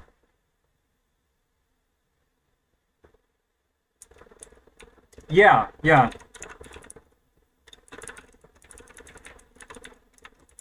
It'll give me incentive though to fight with Discord about getting off their evil bot list or whatever.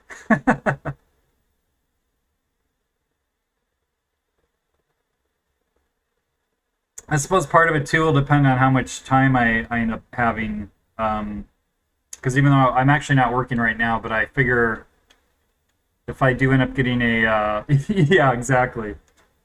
If I end up getting a job, I'll probably have a lot less time to stream. So, and I guess I'll kind of see what's going on with me in streaming at that point, whether it's something I continue doing or I don't know, put it on the back burner.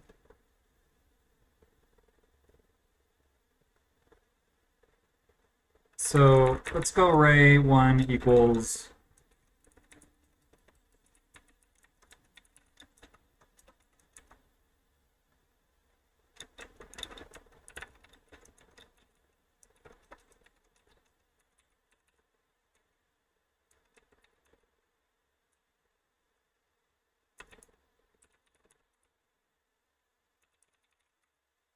so I think if I set this to 1 and I set this to 2 and I do,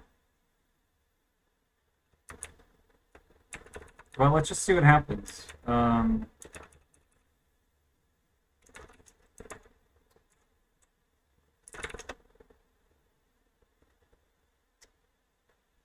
Oh.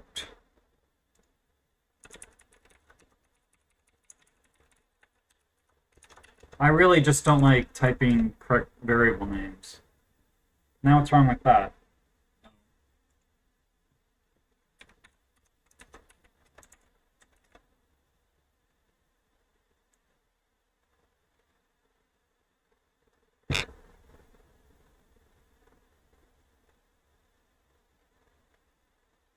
But then if I add in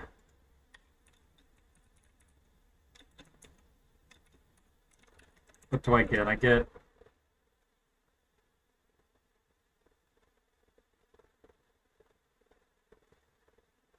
oh really? Yeah, well there are a few English streams like doing leak code until I get a job. I don't know, I guess doing like being able to do some of those leak codes is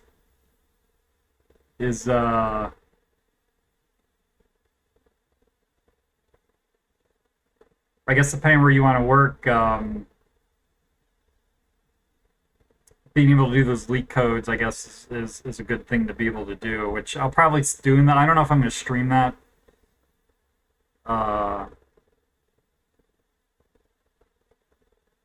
but yeah, I don't know. I kind of feel like working on real projects might be better. I don't know.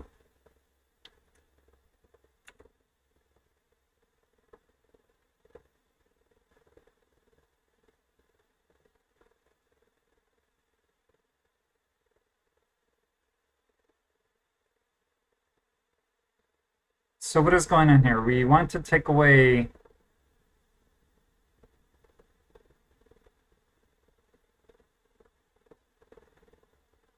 so 3 sorts before, right? 3 sorts before 2. So I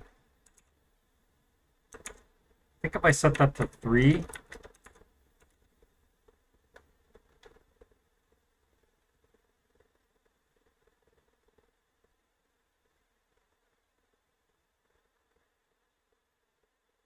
but then if I get rid of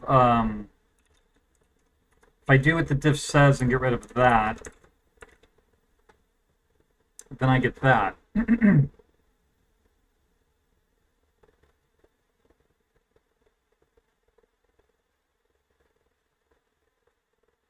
So I think what I want to do is I want to change this to so it looks kind of like that, but with with this on there. So I think what I want this to do is, well, I guess I don't actually need to test. So this is going to be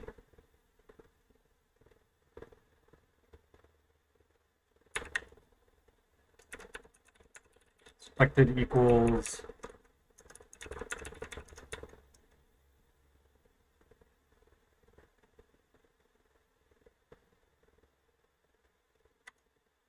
yeah, exactly. Exactly.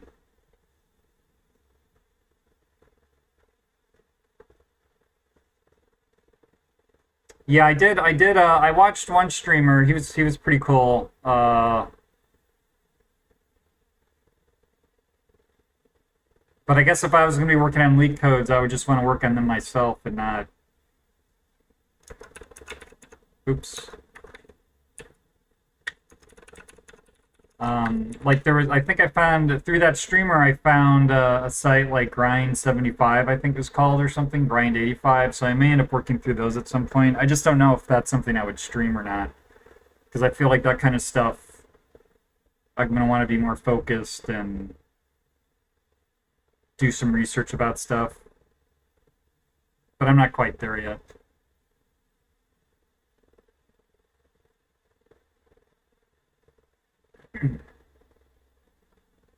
But it's also kind of why I like this project. Like, I mean, not that the one I'm working on right now, I mean, because there's like a diff algorithm in here. I have you're allowed to declare dependencies between tests, and then it automatically determines what order those need to be run in. So that's like a graph traversal. So there is some kind of neat stuff in here. That's not everything, obviously, but it's one of the reasons I kind of like have liked working on this project too. Because even if even if nobody uses it, there's interesting problems in here for me to work on. Yeah, exactly. And that's been one of the really cool things also for me about this project is there have been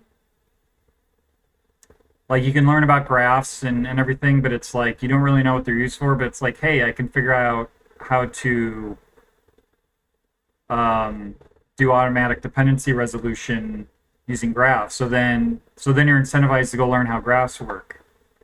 And this one, right, when I started this project, uh, whatever, 10 years ago, I had no idea how to do a diff algorithm. So, like, my first implementation of a diff algorithm in here, excuse me, was just basically code that I had copied off of Wikipedia. And also, the first implementation of this was I just took, if two values didn't match, like if this assertion failed, I would just cast these two variables to a string and then do a diff on the string because that's all I knew how to do.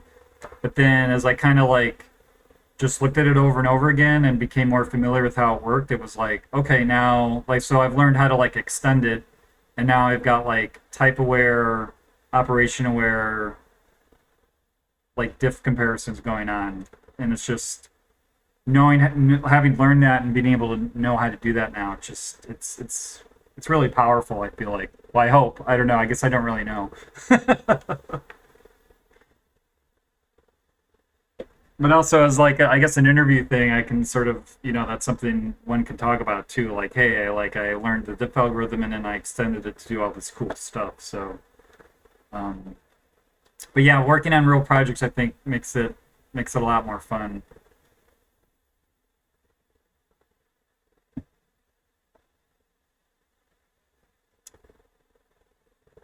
So I guess what we want is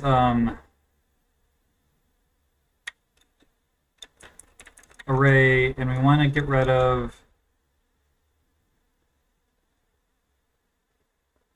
2, 3, 4, 1 equals 1. No, don't be helpful. Ugh.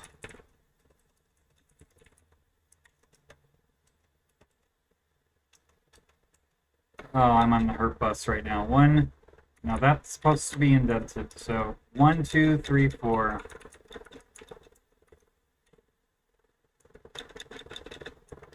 I think I just said 3 sorts before.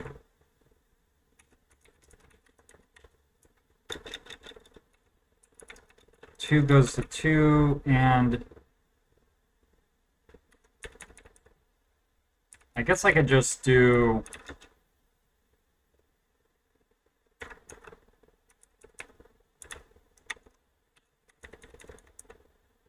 and then I want to add, this is going to go to 0, goes to 2, well I guess,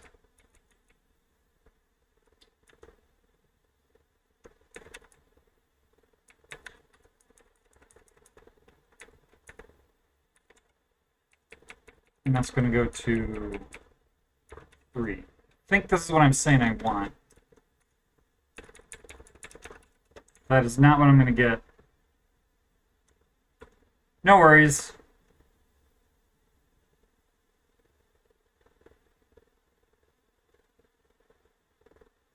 Oof. That is a big jump. Oh, no, this is going to be...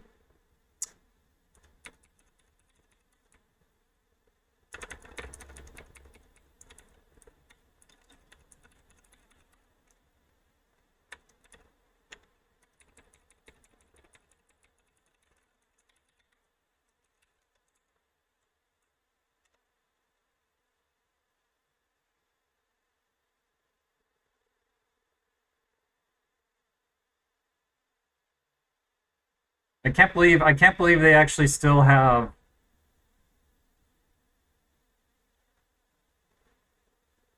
like, I can't believe you found like a site with production server running 5.3. I mean, I guess they're out there, right?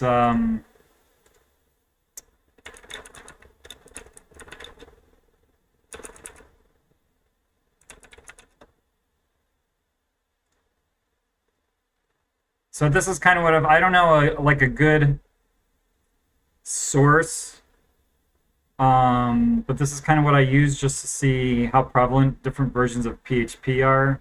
And this is kind of what I based support for my framework around. But yeah, according to this, there are more people on 5.3 than 5.5.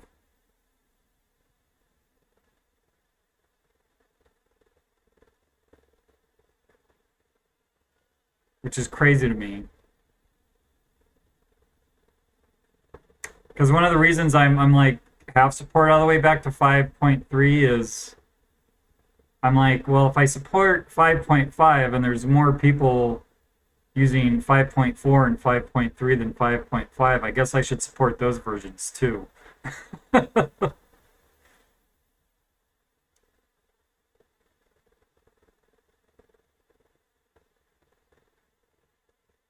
But these numbers are a little bit surprising to me. How many people are still on these versions of 5.3 and 5.4? I mean, to be honest, it's one of the downsides, I think, of like a language like PHP continually changing, because, right, people don't upgrade. And there's always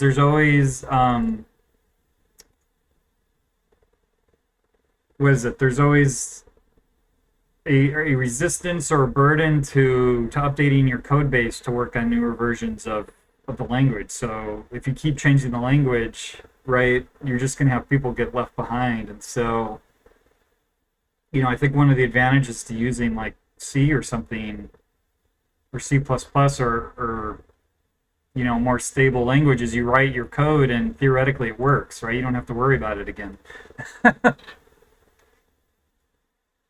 But even like I had let my framework sit around for a while, and when I came back, so when I stopped working on it, I think 7.0 had just come out, and I hadn't updated my testing framework for PHP 7.0 because that's right around when I stopped working on it for a while. And then when I came back to it, like 7.3, they were up to 7.3, and my code was like so broken on 7.0. Like I had to change so much stuff, and it's just wow. Okay, so just kind of having to Like, you can't ever just finish your code and be done with it. You have to continually maintain it for the new versions of the language. So it's just not ideal in my opinion. I mean, if you use a compiled language, you run into other problems like non-compatible libraries or the operating system changes. So I'm not saying using compiled language is perfect either, but or you've still got people writing code in C99, which is crazy to me. I guess that's not crazy, but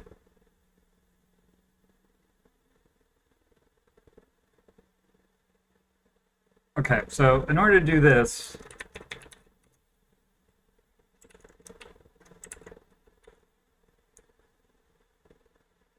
so we have what? Compare values. So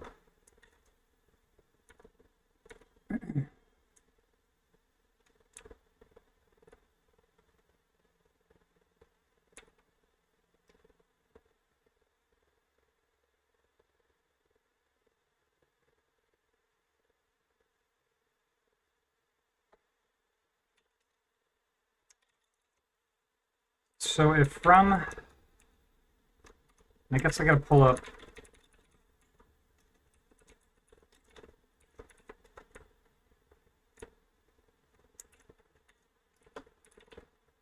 from, this is key type equals to key type and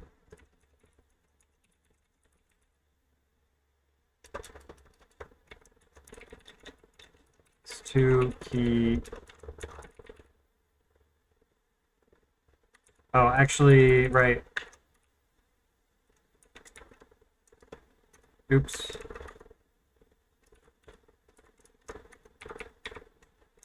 Or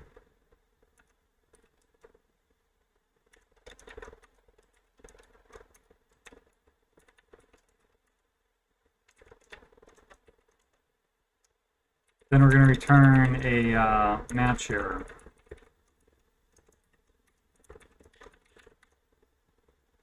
I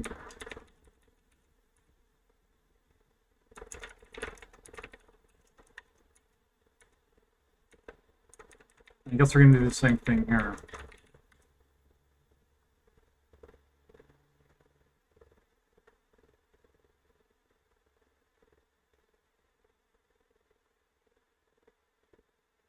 Right. Well, so the difference is, I would say, right, you need a PHP interpreter on your machine, right, to run PHP code. So unless you can get your hands on an old interpreter, right, as the interpreter gets upgraded, right, you can't run your code, whereas C compiles to machine code, right? So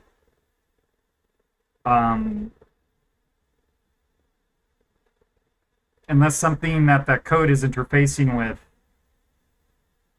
changes, like you're using a library and they change their API or something, or they break compatibility, then right, if once you compile that source to machine code, it should run, because you don't need an extra, you don't need an external interpreter to run. So with PHP, you need to find an old interpreter, which I guess you can, I mean, it's open source, so you compile it all, but you probably aren't going to be able to find, like, in a Linux version or Windows, you're probably not just going to find an installer. Oh yeah, yeah. So that's why I'm saying, like, it's not like C isn't a perfect solution either, because everybody's changing their code. Right, exactly. Yeah. Now I get what you're saying.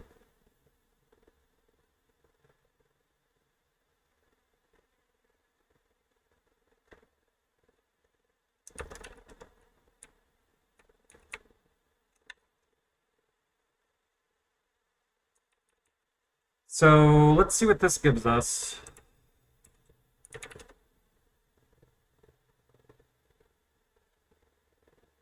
More failed tests.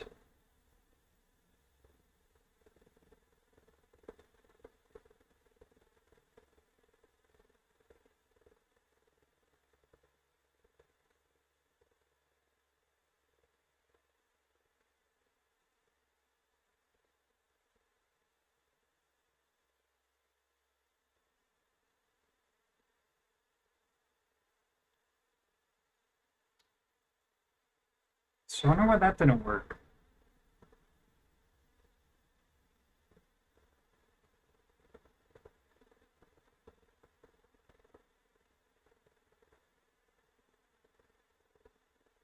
Um, this is what, less?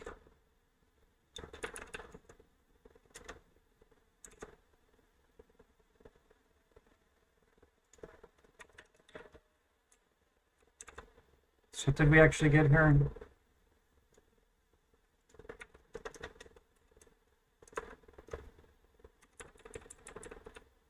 We got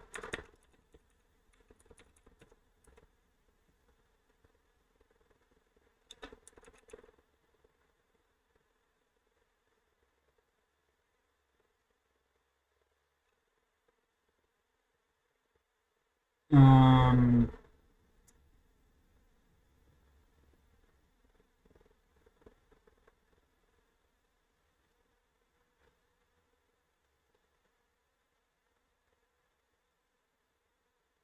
hmm.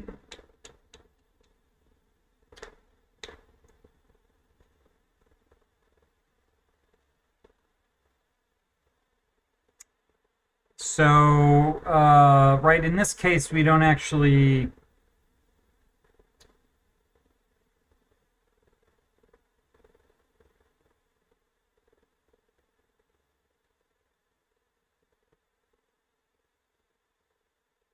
Right, the keys aren't gonna match, but we don't really care about.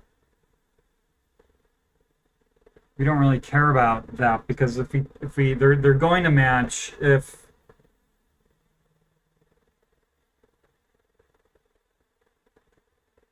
Right, if we knock out these two elements, then so the keys don't really matter here.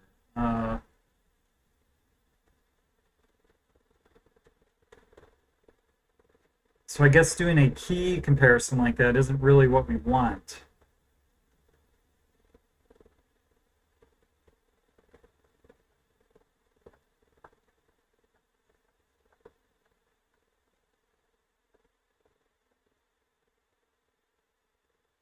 So is this actually something that even care about handling?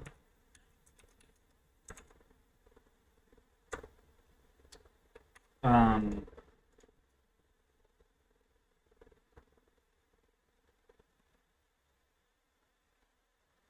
where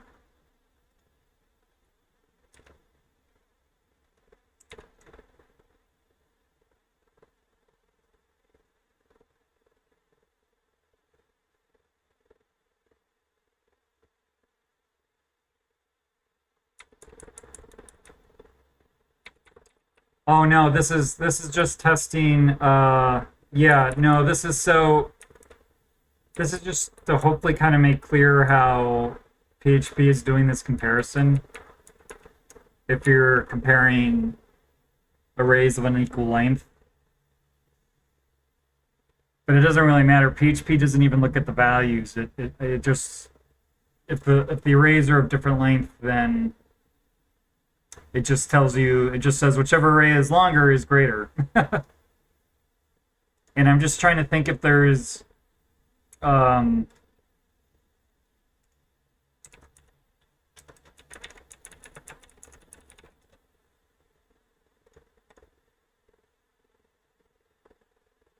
right, so here's this comparison with different types, and it just says array with fewer members, smaller. But then, if arrays are of equal length and the keys don't match, like if there's a key in operand 1 that's not an operand 2, then they're incomparable. And then also comparing two objects of different classes are incomparable. So I'm just trying to think if right, and actually it goes on to say that incomparable values are undefined behavior. And I'm just wondering though, because one thing I ran into is if you look at our comparison here,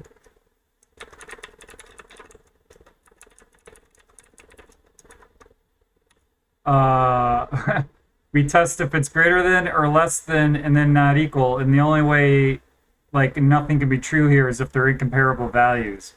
Yeah, exactly. Yeah. So we can actually sort of catch if values are incomparable. And so I was thinking, okay, well, if we have an array now with non-matching keys, but that's breaking the case where we're already comparing arrays of it breaks like you just saw, it breaks cases where arrays are of different length because that's actually okay, and the keys are probably aren't going to match.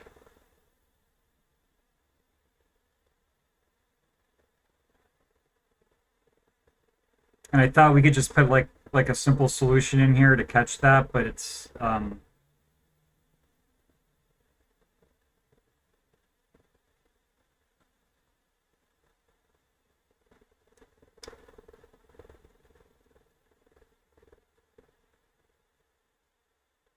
and right, this is we're comparing the individual values, so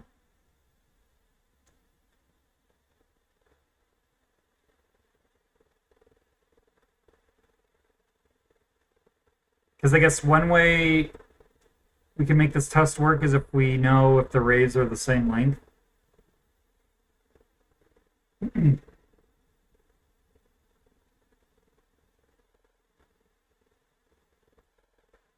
And I guess maybe we could pass that in.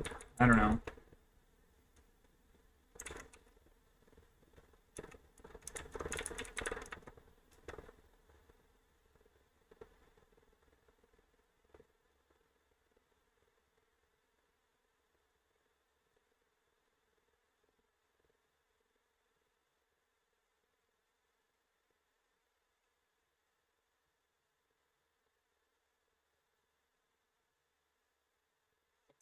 Yeah. Yeah, they have a little code snippet here on how, if I can find it. Yeah, this is apparently how arrays are,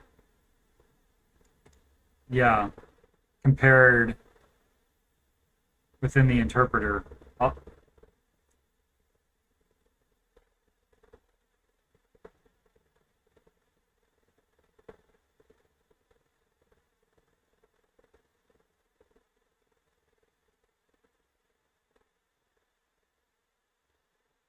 but in this case, right, for generating a diff, I actually have to go through the work. Because what we're doing is, so here we're saying this is strictly less than. We're testing less, so what this is saying is in order to make from satisfy less than comparison with 2, right, 1 and 2 need to be taken away, but then either 3 or 5, right, that's going to make the 2 arrays equal if you take off 1 and 2, but that's, right, we're doing a strictly less than comparison. So then it's also saying either 3 or 5 need to be made less than 3 or 4. And we can actually stop it at this one here because it's this sort of determines, right, if you change 5 afterwards, it doesn't matter because 5 is greater than 4. So everything after this unequal comparison doesn't matter. But then if we do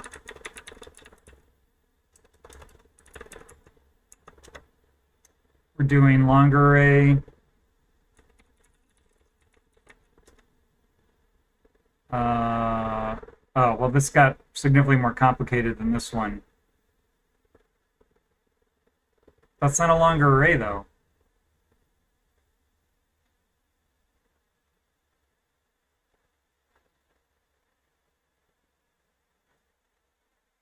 Boy, I guess I totally screwed up one of my tests.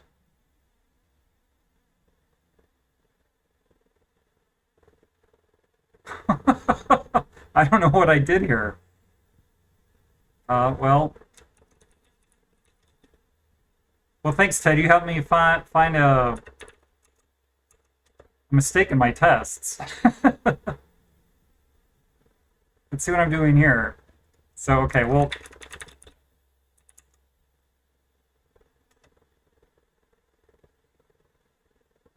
So it's the same principle here, right? So in order to make from greater than 2, first of all, you need to add these two elements. And then you need to make one of these greater than 3 or 4. Where here, it's okay that 3 is the same.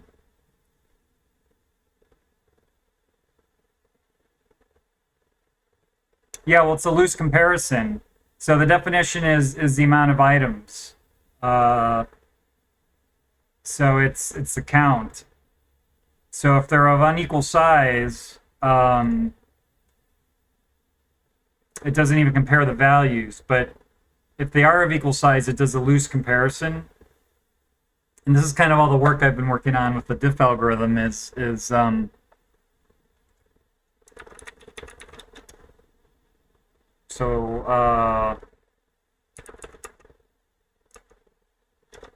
so you'll see here, like,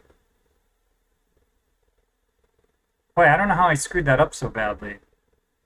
I guess I was just messing around to see, and I put that in the wrong test, but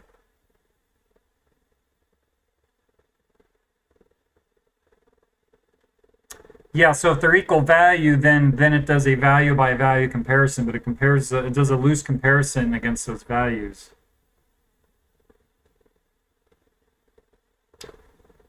And I'm trying to find a good test example here.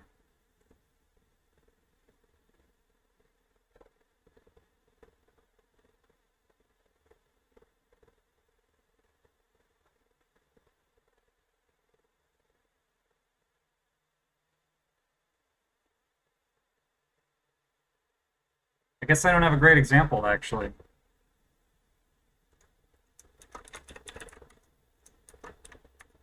But that's kind of one of the things I've been working on is so you don't basically get like false positives in the diff algorithm.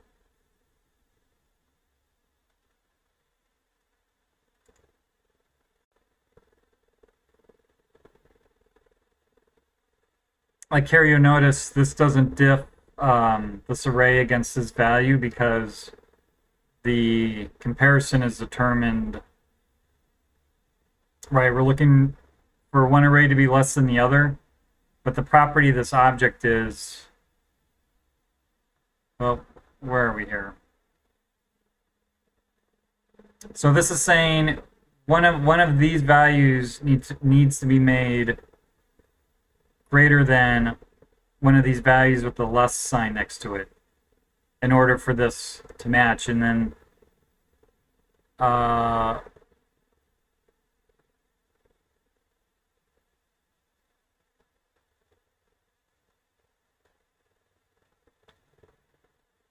but we're testing greater. So 1 is less than 2 here. So this 1 being less than this 2 is actually the definitive, what definitively makes this array less than this array. But we want, right, we're doing a greater comparison. So everything after this doesn't matter. And so you'll see like this there's no diff printed for this because this is actually fine. So it prints out the array here. Anyway, I don't know if that makes sense, but that's kind of all the work I've been doing the last few days.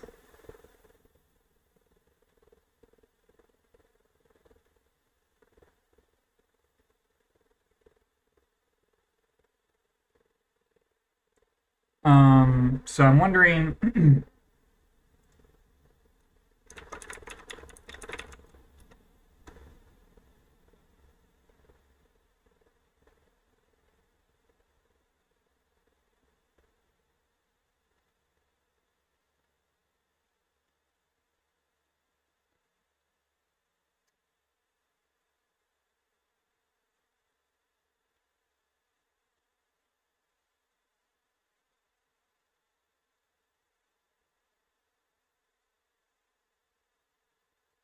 yeah, I don't know. Maybe I just don't handle this. Because even if I pass in like compare keys here, because the arrays are of the same length, I don't even know what test case I just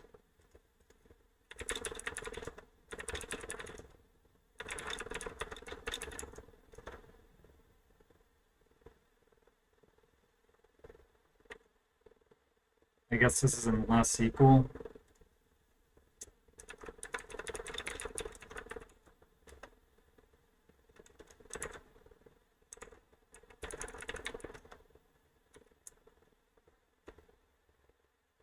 Right, because even in this case, because the arrays are of different length, we're going to say, oh, we don't care about keys. Yeah.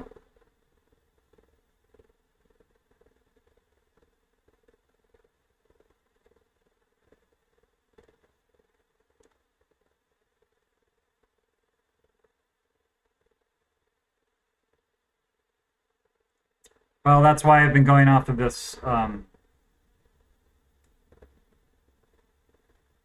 table. And it's also I want to be done with this diff stuff.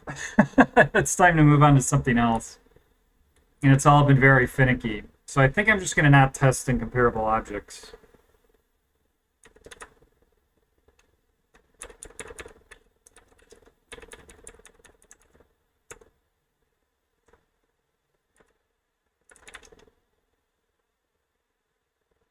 Oh, and I want to take this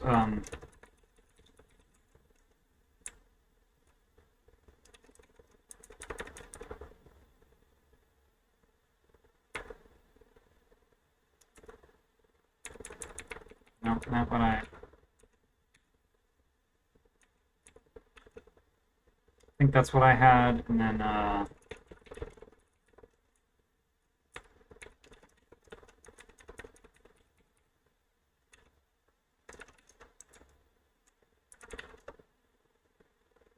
that should fix everything now. Okay.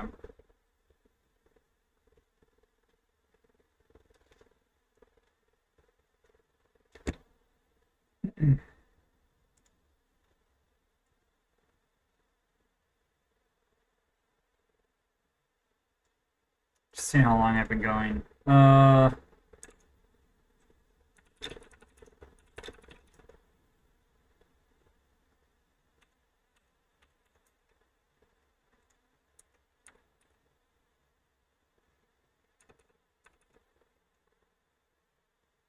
Yeah, no doubt, no doubt. Well, this is PHP stand here, and then this here is my my test framework. So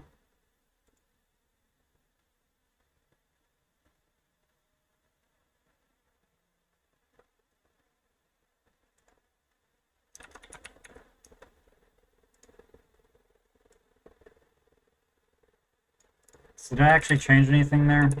I guess I just deleted the incomparable values test.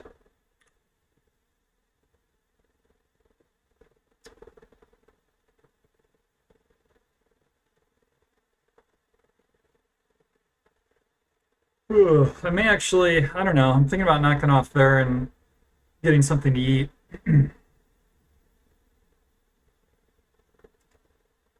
I was going to do a bunch of refactoring and code cleanup, but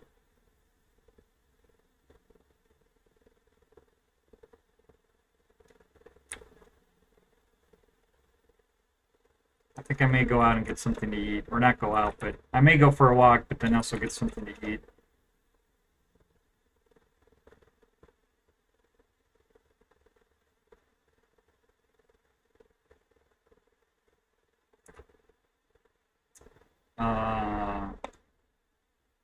Because I think I've gotten all my to-dos done.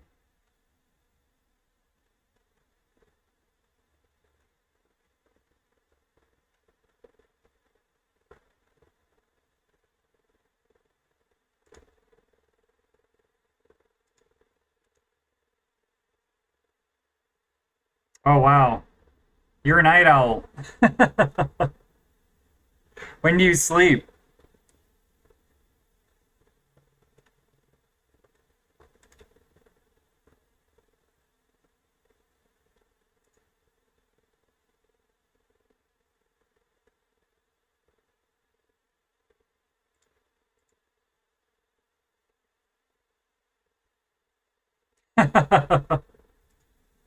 That explains it. That explains it. Yeah, I think I'm gonna take a food break. I don't know. I doubt I'll stream again tonight, but yeah,